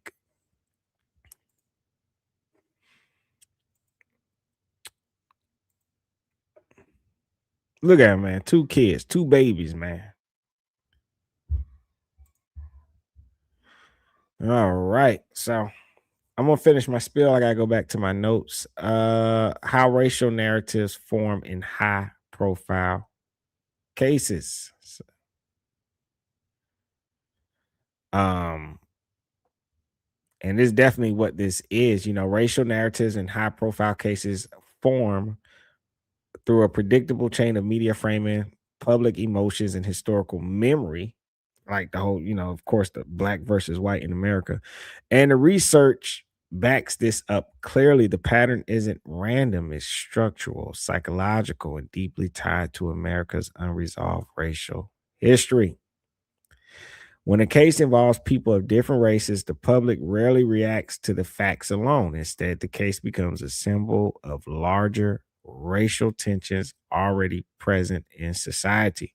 And mind you, all of this, they just had the what's their name? Rick Chow verdict. Got found not guilty. Tensions is high. We got another one. Chud the Builder. Tensions is high. Telling you. Let's see, Shot. Chris says your chat's making it a race thing. Yeah, man. It's a couple people came in here. I think the chat today has been mixed.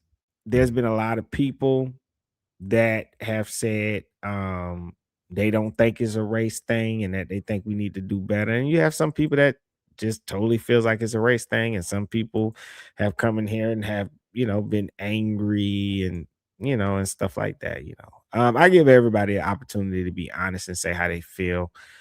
I'm just gonna put out my positive vibes and my love for everyone, and hopefully it'll be contagious and everybody will catch it. Hopefully. So hopefully. The love I have for everyone, Yeah. Raimi said, yeah, and there was 5 black people in the Rick Child jury, I believe. Yeah. He still got off. I need to look that. I'm gonna do a reaction to that one too. I like to approach things differently. So sometimes it seems like I'm always late to report on something because I don't just jump out there with my emotions and I try to how do I really feel about this? Am I angry because I'm angry, or am I angry because of the way somebody reported something to me? Because sometimes people being angry, like even the people, like whether you white or black, sometimes those people seem like they evil, but sometimes they see things on the news and it scares them. And they just get angry because they're afraid. They think that somebody's trying to destroy them, their family, their people, the community that they care about. And I'm just here to say that a lot of times the media and the news, they're playing games with you. They know that that's how you feel. You're human. And so you get scared sometimes. Sometimes you get angry and you attack. You know? Kayla says, don't forget there's thousands of children that were growing up without teeth and being, raped and killed because of Epstein, Soros, the Rothschild, Malone, and many other corrupted people. I'm not too familiar with those cases. I've seen things. I made a playlist, a documentary and stuff, and hopefully I can catch up. People out there with so much information. I haven't even caught up on that yet.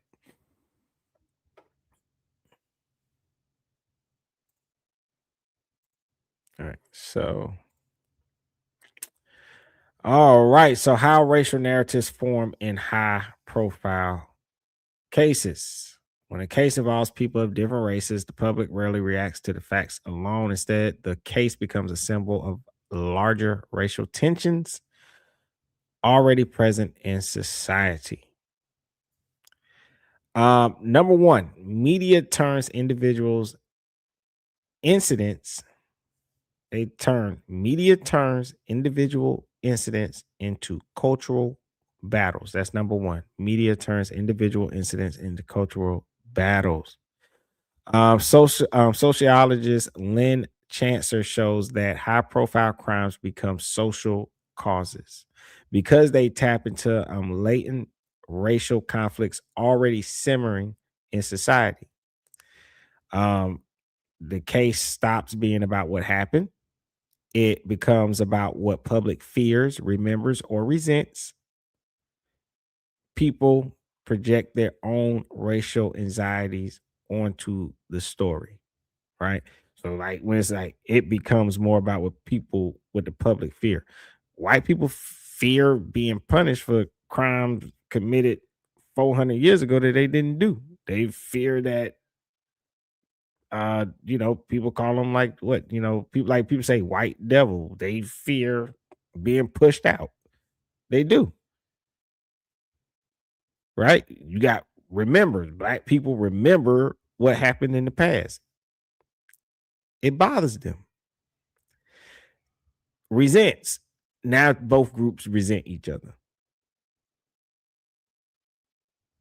That simple.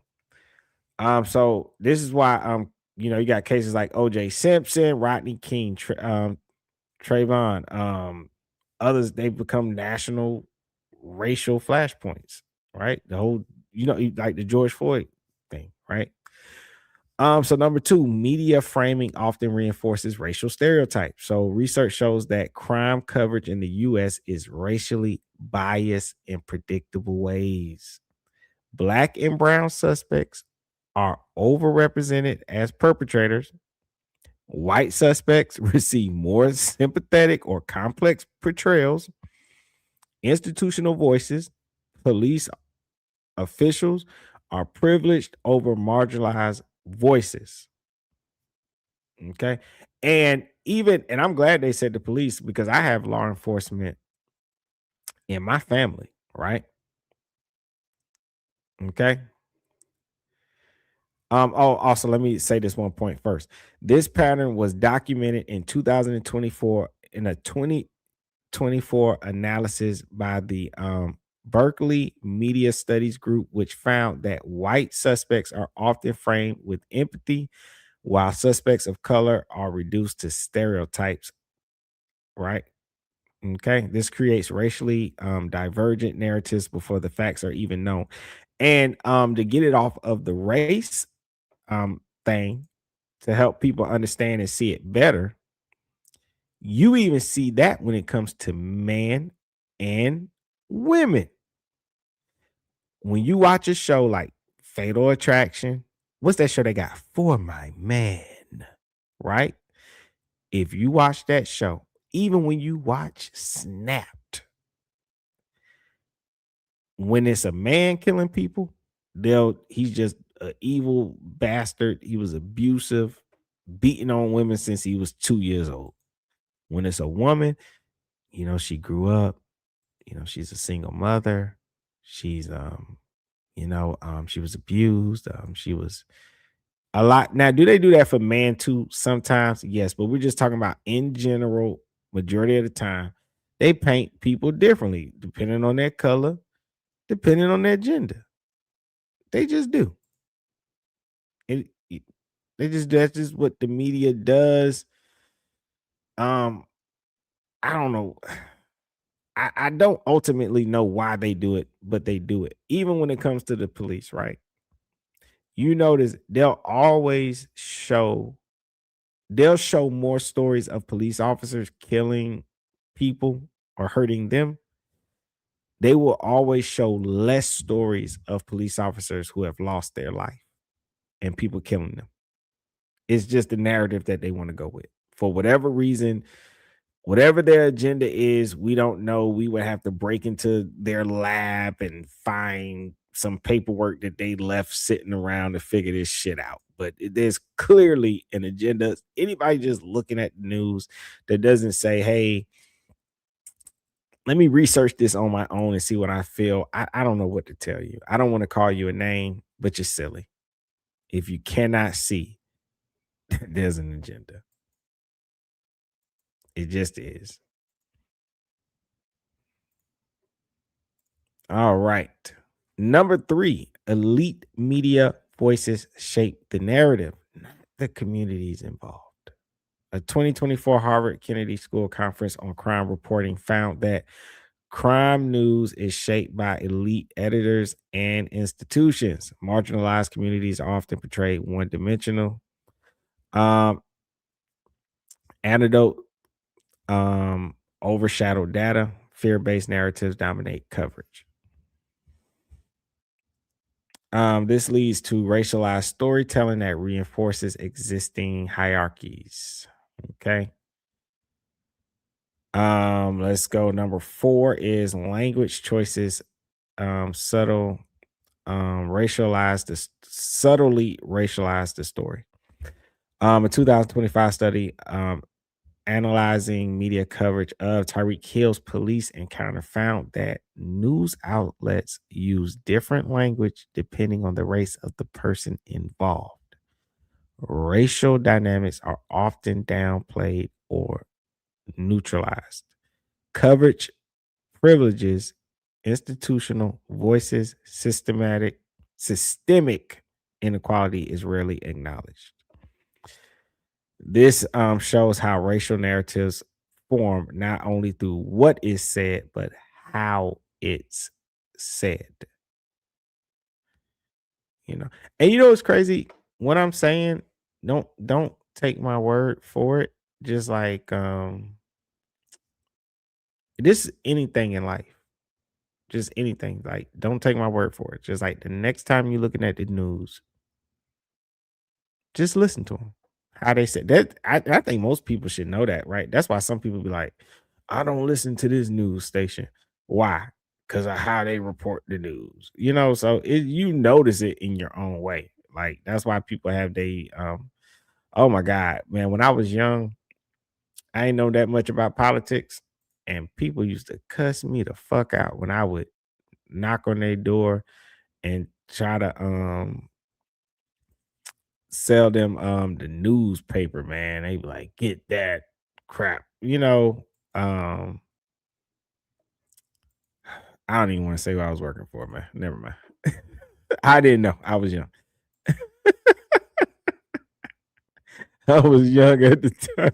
They said, man, get that. Oh man.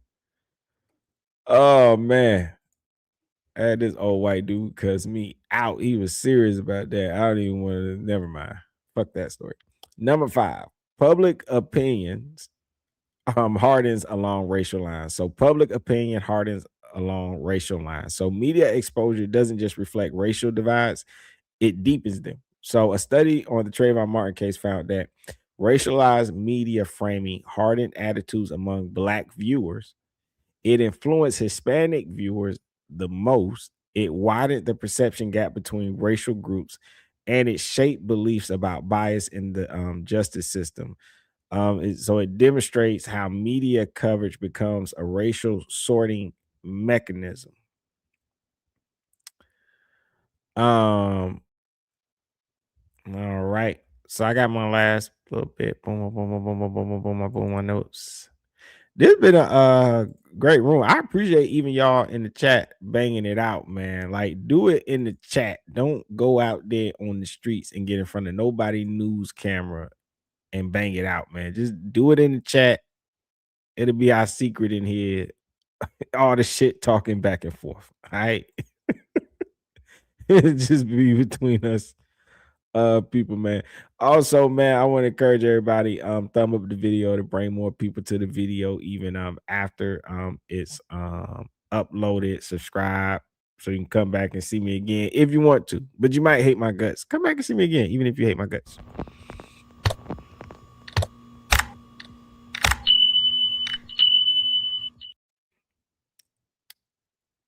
All right. Because I like to hear from everybody, no matter what your opinion is.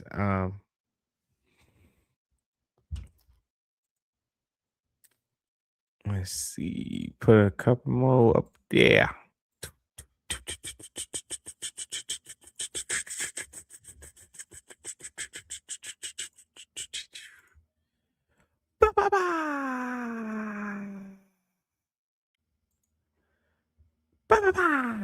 Okay, so why this happens, the deeper mechanics. Anyway, A is like a multiple choice thing. Why does this happen? Okay, so A, America has unresolved racial trauma.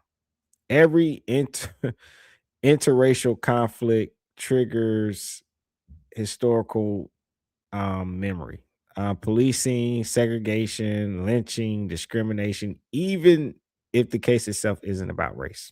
So people use cases to validate their worldview. See, and this is just an example. So people use cases like this to validate their worldview, right? And we've seen this in some of the videos I've played today, especially with the people out there protesting, right? So here goes. See, this proves racism exists, right? See, this proves racism is exaggerated. Or see, this proves the justice system is biased. Or see, this proves the justice system works. Right now, what's funny about that is if Carmelo Anthony is found guilty, you got one side that's gonna say, see, this proved the justice system work. But then you got the other side that's gonna say, nah, I prove the justice system is biased. You see what I'm saying?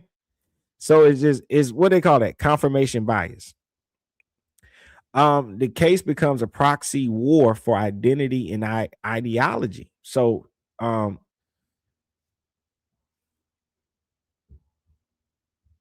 right, so that was B.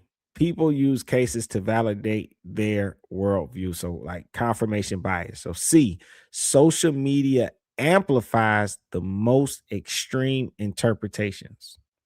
Nuance dies, outrage wins.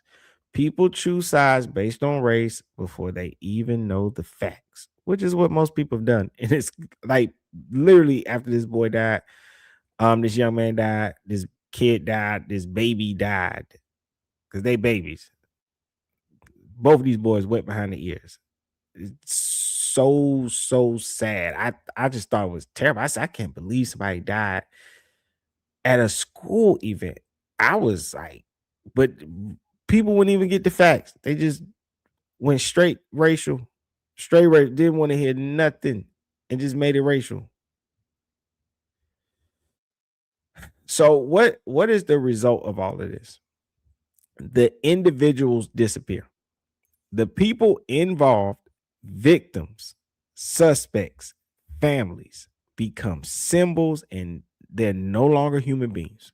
Their stories get swallowed up by the racial narrative the public wants to argue about. This is exactly what I am noticing when it comes to the Karmelo Anthony and Austin Metcalf case. And now trial. People aren't talking about the kids. They're talking about what the case means for their racial identity. And that is all that they care about. It is selfish and it's a shame. They should be ashamed of themselves. They're not doing this for the family. They're not doing this because they want a community to be better, anything. It's just purely their own personal hate, their feelings. And that's what I see from these people. They can pretend and call it whatever the fuck they want to call it. They ain't gonna fool me. I know why you out there. I know why you saying the hateful things that you're saying. You don't care about this family. You don't even know them. You act worse than the actual family members of these people act. You just needed a reason to go outside and show your true colors. And I'm saying that not just the white people. I'm saying that to the black people as well. White and black. I'm saying it to you, both of them. And that one Native American guy that was in the middle of the protest, which was crazy. I don't know if people missed that one. That one was, I don't know why. Do I still got that video up?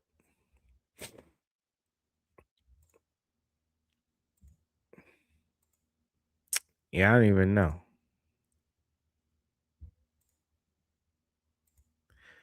But yeah, man, there's a lot of people, man. They still in the people talk about the Matrix, man. There's a lot of people still plugged in, man.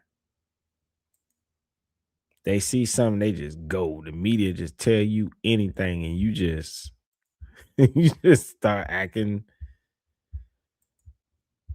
You start going crazy, man. You forget that you talking about kids, man. You talking about children. And especially not for me, I don't think there's no amount of racism that could make me like want to see things like people die or people hurt, especially when it comes to kids, man, or children. And these guys, they weren't like babies or nothing, but they teenagers, man. They kids, man. They don't know shit. They ain't learned how to control their emotions yet and stuff, man. Yeah, Raimi, you gotta teach all the children, man. It's sad over a fucking tent on a rainy day. Like, it's all insane, man. It's just sad. Let me see if I can. Do I still got it? If I got it,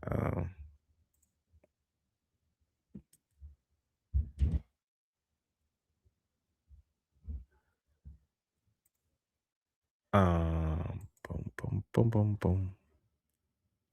All right, I still got it. I'm gonna play what I was talking about before, and then after this, I actually made a AI song just about everything that I was talking about today. So I'm gonna play that, and then I'll be done. I love you all, whether you hate me. Seriously.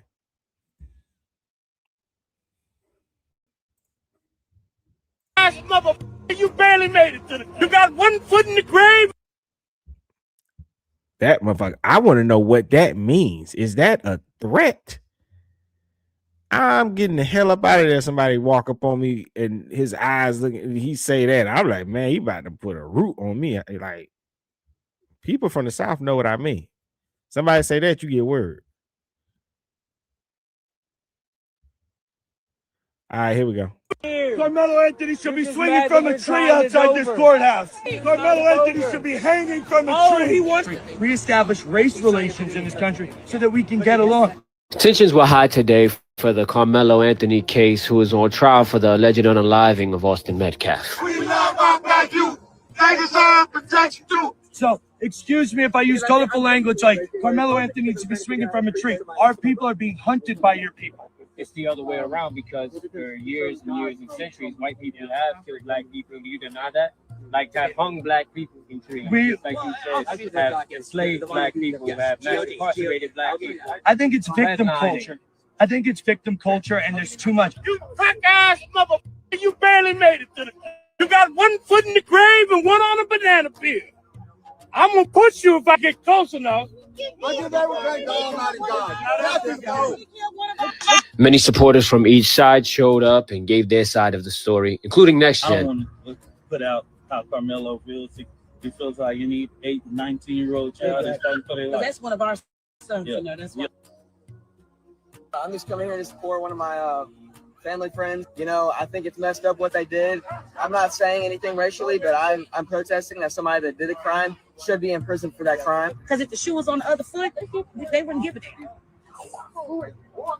Let's say the community. I just want to make sure that I capture, like, in my mind, like, everything, how it happens. I'm Native American. I believe in Christian values. I'm here to stand for these people over on this side. They're animals. They're heathens. They're fucking, they shouldn't even be allowed in this country anymore. They are agreeing that an innocent person should be murdered and the guy should get away. I don't agree with that. Yeah, it was pretty wild, but I put some details below about the case. Let me know your thoughts on it.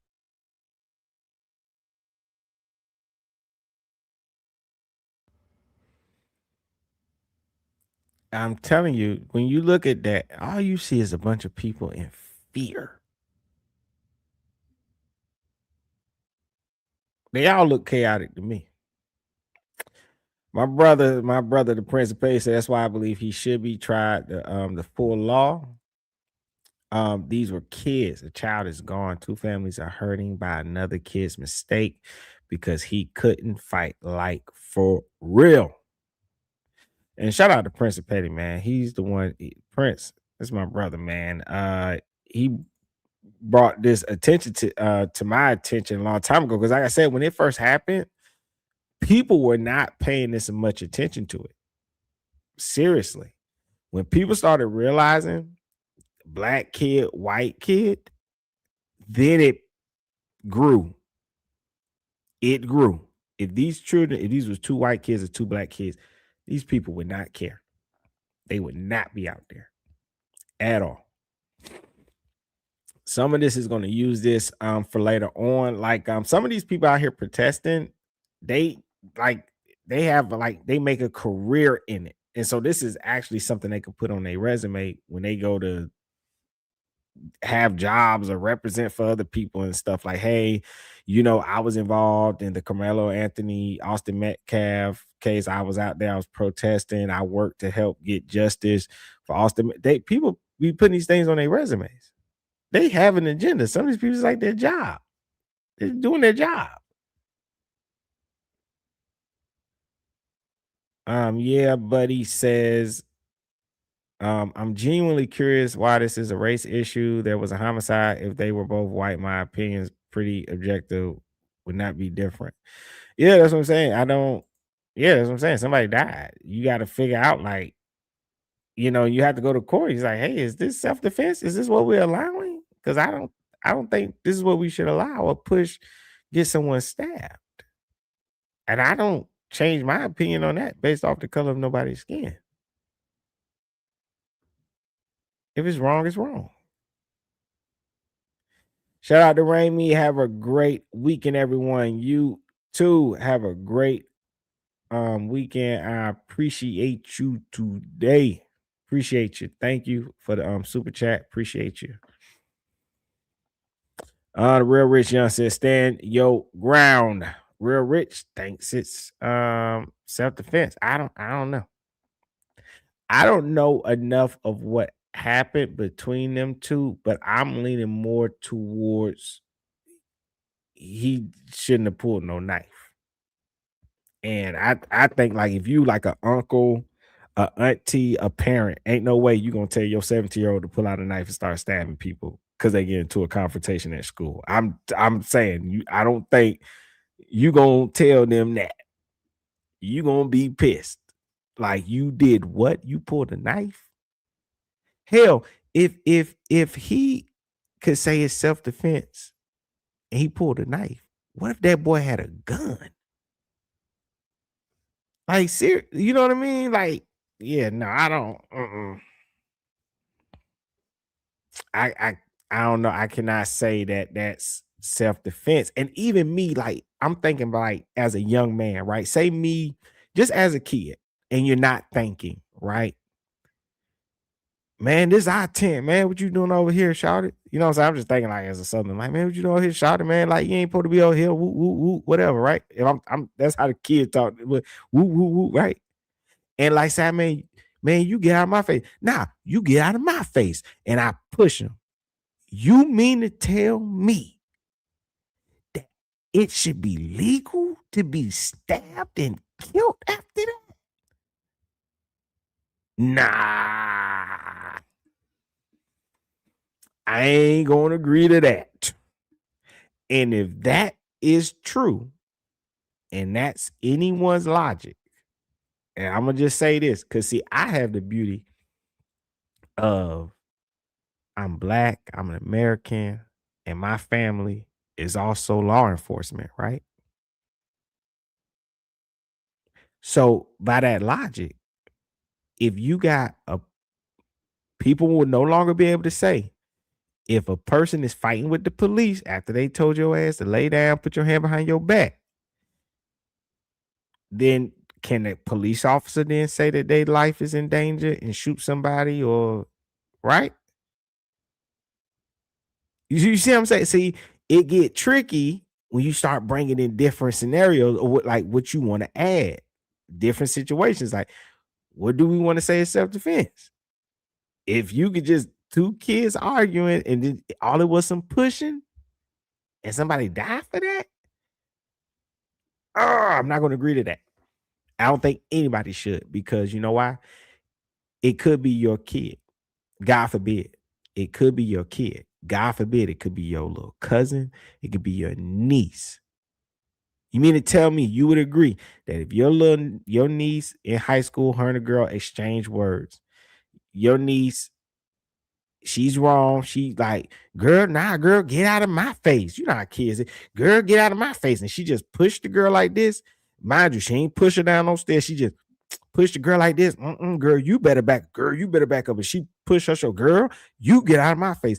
And you would think it's okay in self-defense for that person to pull out a knife, stab your niece, kill her right there. And you would say, yeah, you know what, my niece fucked around and found out, man. That was self-defense, man. Let's go home, y'all. I don't think anybody would agree with that. I don't. I do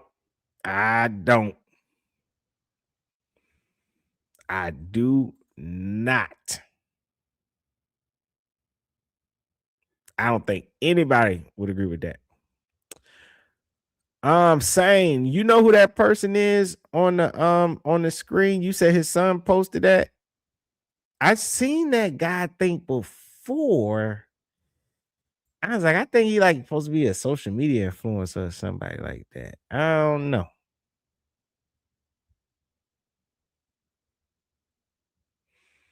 You know, Remington says he really shouldn't have tried to be brave, should have called the cops. Nobody should have been stabbed, but that's why he let the law do their job. Yeah, I think you should just got a coach or somebody like that. I think that's, but kids don't listen, man.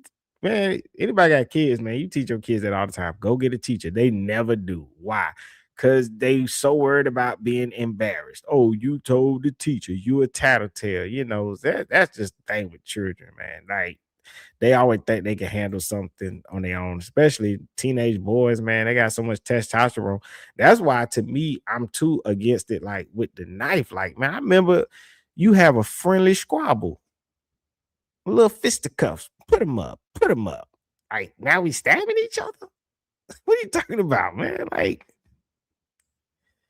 me and my friend, man, I never forget, man, I was in high school, man. Me and my homeboy, we got into a brawl in the cafeteria. We put on a show, but we did it the old school way.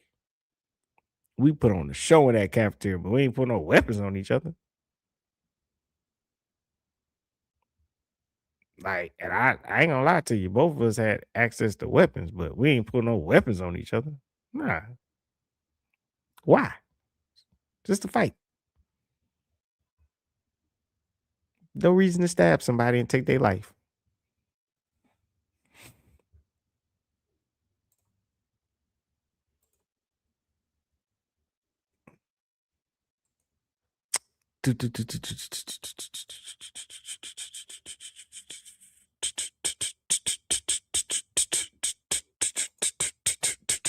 But yeah, man, those people out there protesting, they weird.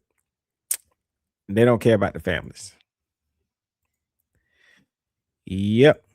Let's see. Put up a couple of more comments, and then I'm gonna play my AI song.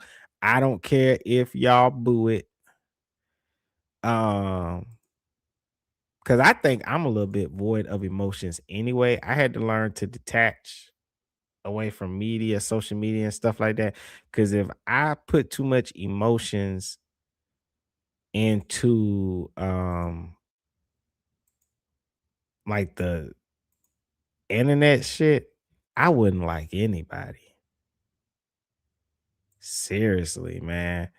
I was posting some motivational videos, and this girl got, I assume it was a woman because men don't usually type this way, but somebody kept getting under my YouTube shorts calling me a dusty male or something. And I was like, what the fuck? I said, why is this person being mean to me? And I'm like, why are you calling me dusty? Why are you being mean to me? Like, I'm posting motivational shit trying to make people better. Like, it's enough evil in the world. That ain't my job. You want to hear somebody be evil? Just go watch somebody else. I ain't got to do it. I don't have to join y'all battle royale. Okay? I know it's a joke. I know it's all meant to create a divide.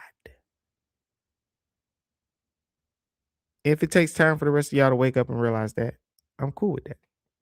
But I'll always be here for you. My brother, the Prince, says, I called this out from day one. This is a right and wrong issue. Learn your laws. You escalate in self-defense. Melo should have fought the dude if he asked to leave a tent. That wasn't his to leave. Yep.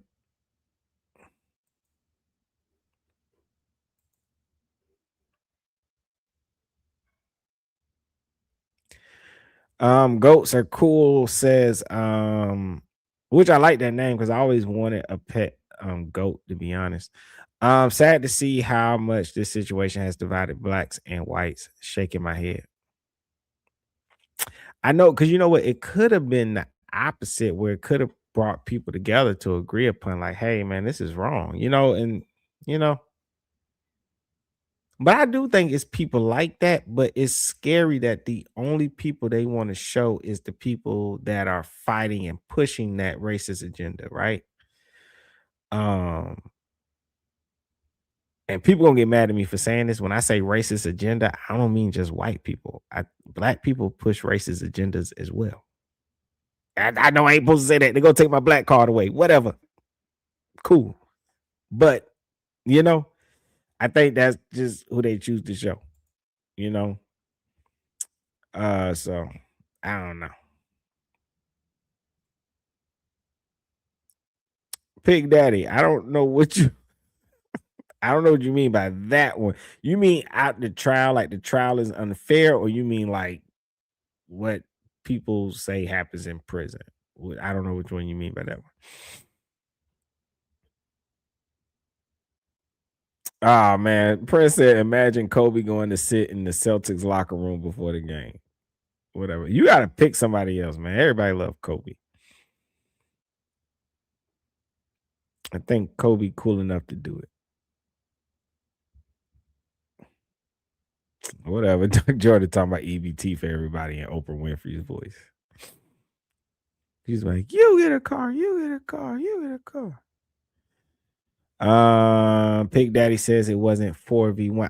I don't think it was 4 people on him. I don't know. I can't wait to like read, like, get the transcript and really see in the whole full picture of what happened and how it comes together. Even though I'm not gonna lie, I was a little bit like about witness testimony, because when your friends are your witness, will they fully, if Austin Metcalf did do something that would help Karmelo Anthony's self-defense case, would they say it? Would they be coached not to say it? You know what I mean?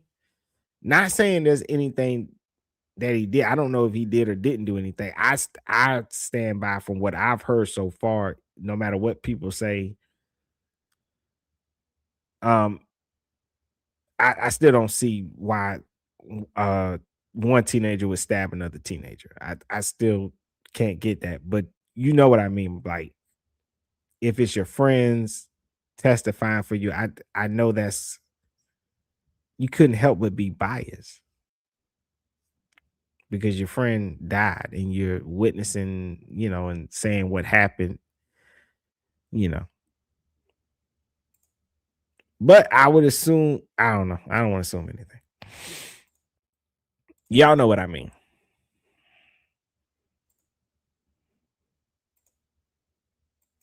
I would be worried if your witnesses are friends of the victim. I am a little worried about that. Because I don't, I would hope that they would report what actually happened.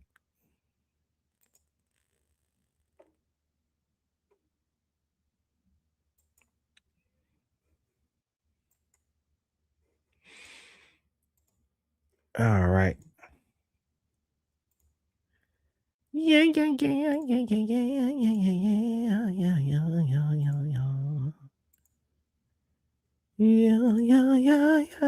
All right, I'm about to play the song. Keep in mind, this is just something I started doing. Like I do like certain cases, and I like making AI songs. And I was like, man, I'm gonna make one for this one. And I don't think it's half bad. To be honest with you, I think it's pretty cool. And then so after that, then the show will be over. I'll just put up more y'all clips because I'm about to I've been drinking a lot of water, so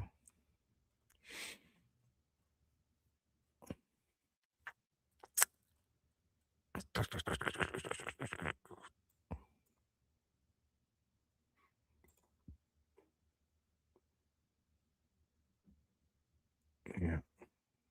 Rain Me says the greatest evidence they have is Carmelo had zero injuries.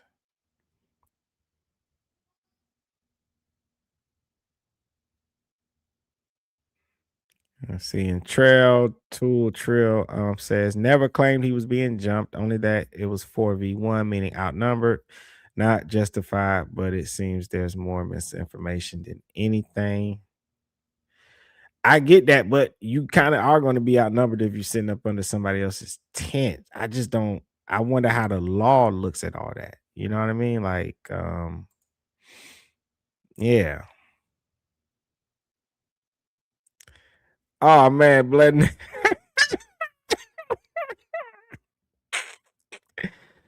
He said, drink Henny or they really pulling your black card. LOLJK. Hey, I ain't gonna lie, we love Henny. So you don't have to apologize for that. We love the Henny. But when we get a little older, we switch to Remy. And I'm at that age now. They just gonna have to take my black card. I ain't drinking no damn Hennessy. I got in enough trouble drinking that Hennessy. And I remember before that, we was drinking that Irk and Jerk. That fucking E and J. You talking about having a bad night just because you want to be cheap and don't want to spend too much money on better liquor? Man. You can't give me. Oh, you know what? I don't even want to say what I was about to say. You know what I will drink? I'll drink that white Henny though. It's good. I tried it now, but just Hennessy, I stay away from. I drink too much. So,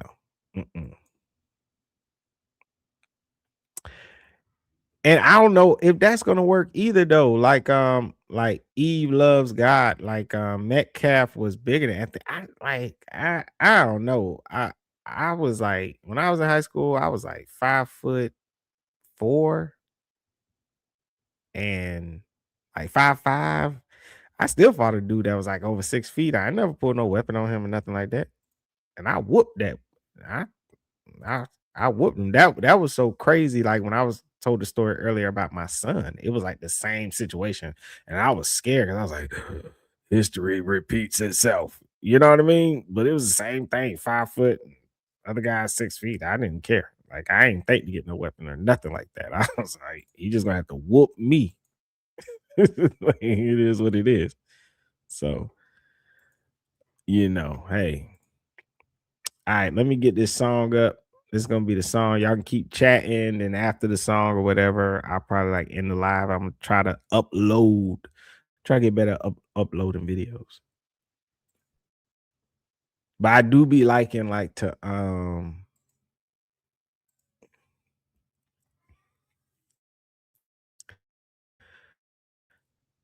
I be liking to come on live, man. And people.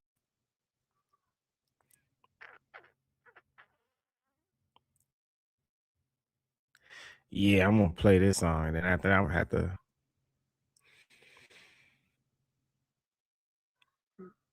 Come on.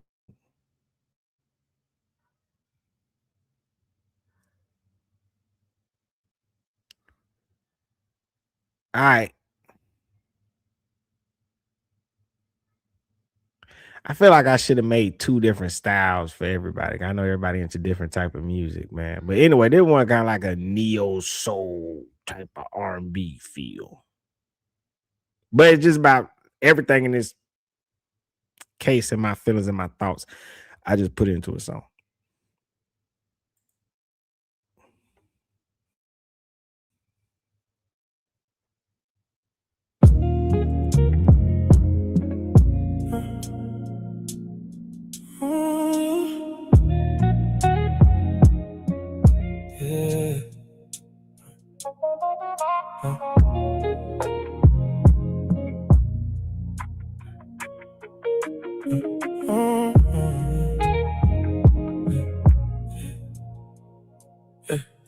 I've been watching all these voices turning tragedy to theater. Everybody playing prophet, but the truth ain't getting clearer. 2 boys under pressure, but the world became the narrator. Painting pictures with their bias like the pain ain't even there. I see timelines turning trauma into something they can weaponize. Skin tone louder than the facts, louder than a father's cries. They don't want a child, they just amplify their own demise, using death to validate the hatred they've been holding deep inside. It's like the country got a fever that it never learned to sweat out. History in every argument, but nobody wanna let out the simple truth. 2 families broke, 2 futures bled out, and all these strangers screaming like they know what this was about. I swear the noise is drowning out the heartbeat of the moment. Everybody choosing sides like they rehearsed it, like they own it. And I'm standing in the middle thinking how we get so soulless. A child died and the world turned it into something hopeless. Colors getting louder than the cries. Hashtags covering up a father's eyes. Everybody claiming they know what justice is, but nobody's looking. Nobody's looking at the kids. Yeah. They arguing black and white like that's all this ever is, but nobody's looking. Nobody's looking at the kids. I see white folks riding hard cause they fueled by old resentment. I see black folks riding hard cause they shaped by old oppression. Everybody triggered by the ghost, they never learn to question. And 2 boys caught between the weight of every past transgression. It's like empathy got buried under centuries of fear. Like nobody wants the truth, they just want their side to appear. It's the righteous one to hurt, the one that's in the clear. While 2 mothers pray at night, wishing they could disappear. They don't love that father, they just love how his pain fits into the narrative they've been waiting for, the one that never quit. They don't know that boy, they just love how his name hits when they're trying to prove a point with someone else's brokenness. Why we let the past write the script for the present? Why we let the noise get louder than the children? Why we turn a moment into something so malignant? Why we let our trauma make the innocent the victim? Colors getting louder than the cries. Hashtags covering up a father's eyes. Everybody claiming they know what justice is, but nobody's looking. Nobody's looking at the kids. They arguing black and white like that's all this ever is, but nobody's looking. Nobody's looking. 2 families hurting, 2 futures burning. Oh, and the world keeps turning. Like it ain't concerning. Everybody talking, but nobody listening. Two young souls gone, and the whole world's missing it.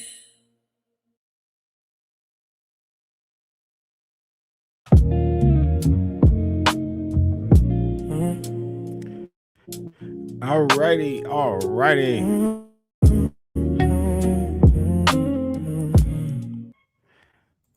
Hope y'all enjoyed that. If you didn't, I just started with doing all this AI stuff, man. I want to say I appreciate everybody coming through. Feel free to thumbs up the video. I think you can hype it in like today or tomorrow or whatever, because it's still a process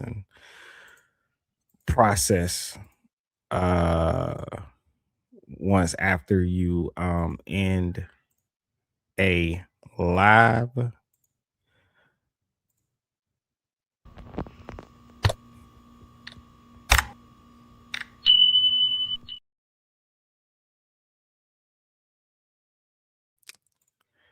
Yeah, man, but I appreciate you all, man. I hope you seriously think about the things that I said today, and when you see news and things on the internet and in the media, yeah, Dark Jordan, that was AI generated, man. I just wanted to come up with a song to express my feelings and thoughts about like what I was trying to express today. I don't Whatever side people are on, whether they feel like it was self-defense or not, I think is a correct way and an incorrect way to discuss issues and stuff that's going on. So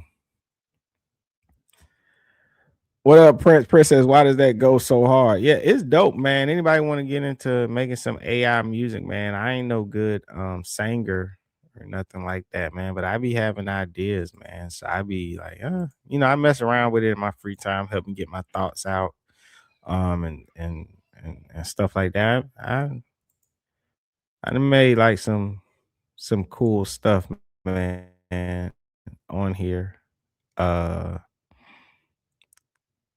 I done made some cool stuff on here, man.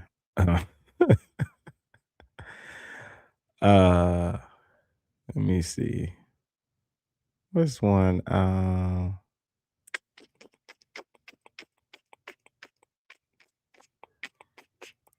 Hold on. Here you go.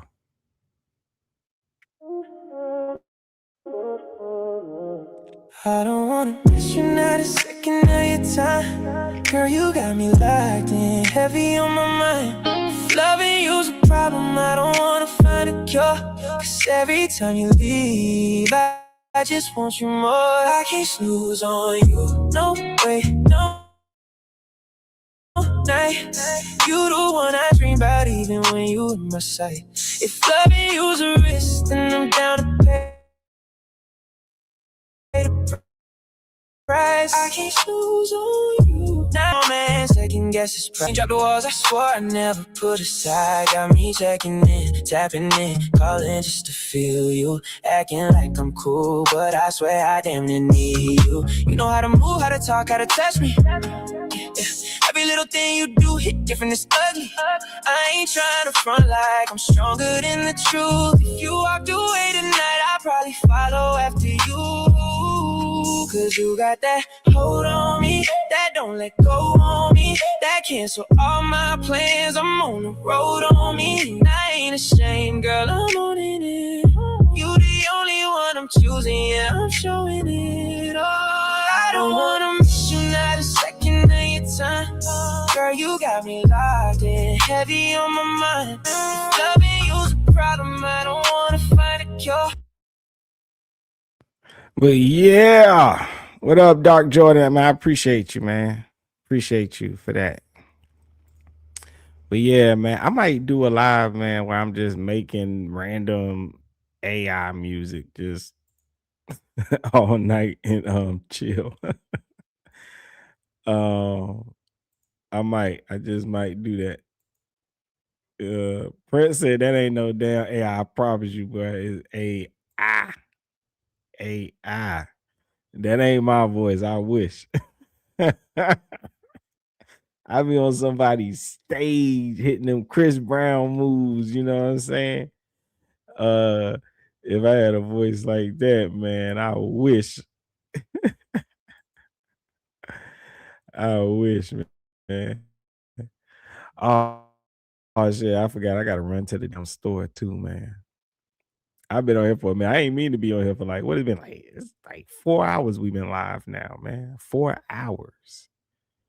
But I had a blast with all of y'all, man. I'm telling you, no matter what your opinion was, I had fun with you today. I respect your right to have your own opinion. I believe in freedom of speech. Because we got to keep it. It's the way that we fight against our government. And that's the main benefit to having freedom of speech, is so that our government, our country cannot just do things and make us be silent and shit. But yeah, man, it is AI. Matter of fact, I made a diss song for Dr. Cheyenne Bryant. I don't know if y'all know about her, but hold on.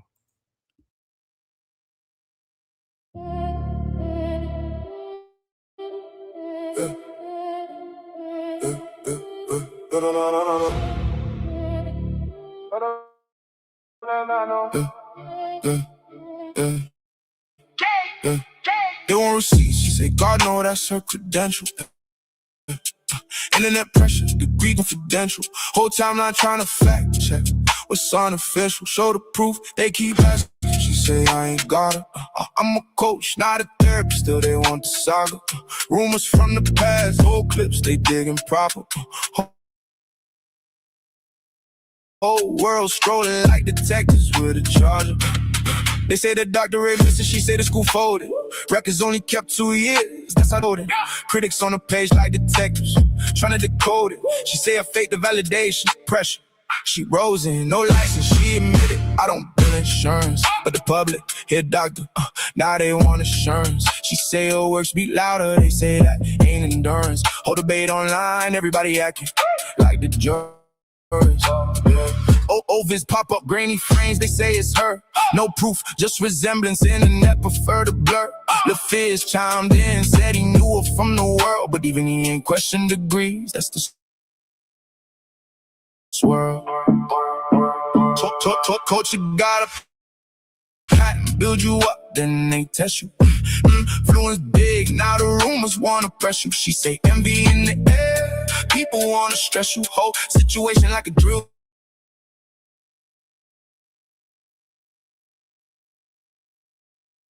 Gone, no files left, that's confidential. Whole time I'm trying to fact check what's unofficial. Show the proof, they keep asking. She say I ain't got it. Yeah. Yeah, I had to make that one. Blade Neck says this music sounds like risky behavior. I'm telling you. I appreciate it. I'm messing around with it, man. I think in the future, anyways, people gonna be able to create their own AI artists, man. And I think it's dope. Even like I was thinking, like, for even like some of you out there that are independent filmmakers, you're gonna be able to save money, create your own soundtracks for your films or for your podcast or your radio or whatever. And it's crazy, man. You being able to do that. Let's see. You says, hey, just listening. You should go listen to Brandon Jamal. He is the stepson of the black guy who was spewing the foul racist stuff outside the courthouse. Very interesting. Okay. Let me see. Brandon Jamal. All right. Hold on. I'm gonna take a picture of it and I'm gonna look it up. Cause I got so much stuff I gotta do that people's telling me to look up.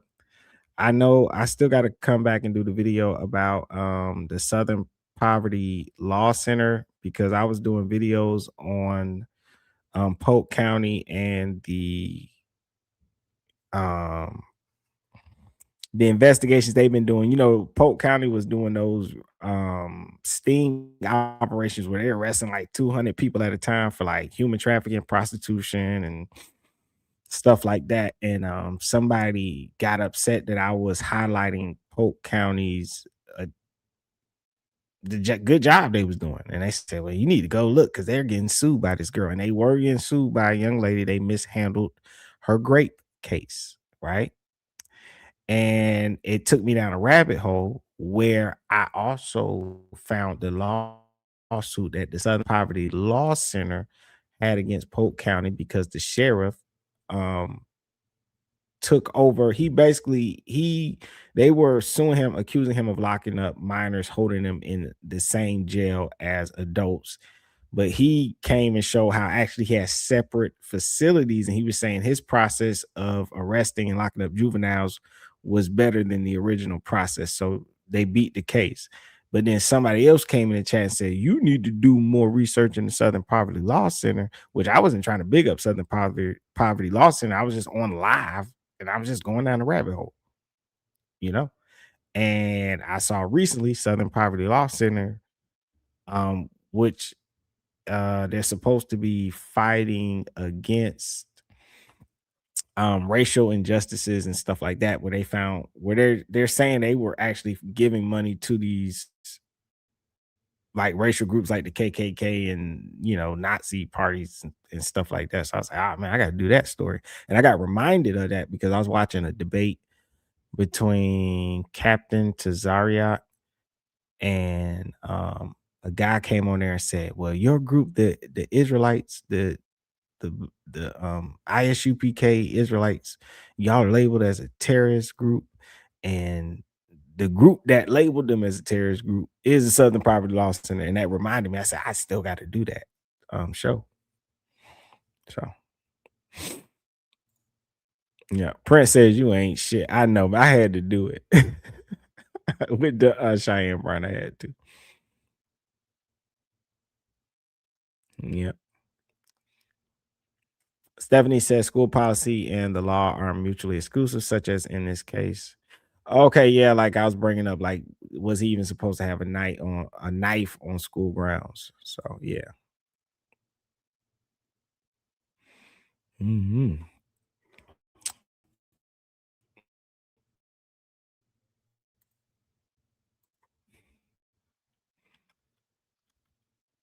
Well, okay.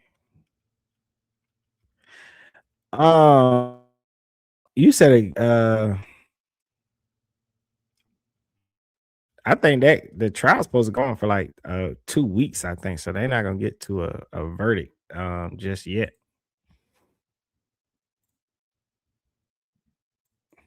So it just depends.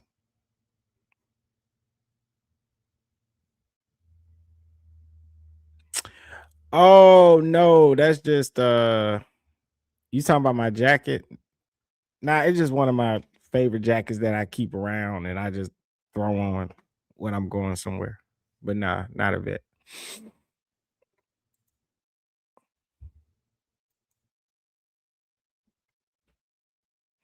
I wanted to follow after my my family and stuff like that. And I remember those people came to my house to recruit me and get me. And my mama said, hell no. They ain't taking my baby.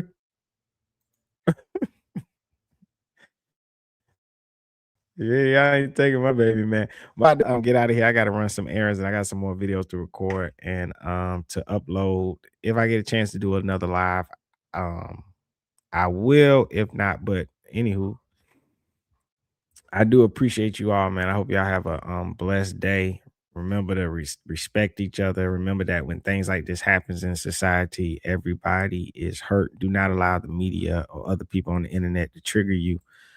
Pull you out of your character. Don't lose focus about what's right, what's wrong. Have a healthy moral code and treat everybody based off of who they truly are, not the color of their skin. And that's to everybody, So I appreciate you all. I'm about to head out, man. I appreciate my brother, the Prince of Petty. I'm glad he was able to come to my other brother, Mr. Marcus. I Appreciate you all. Thank you. Let me hit my brother one more time.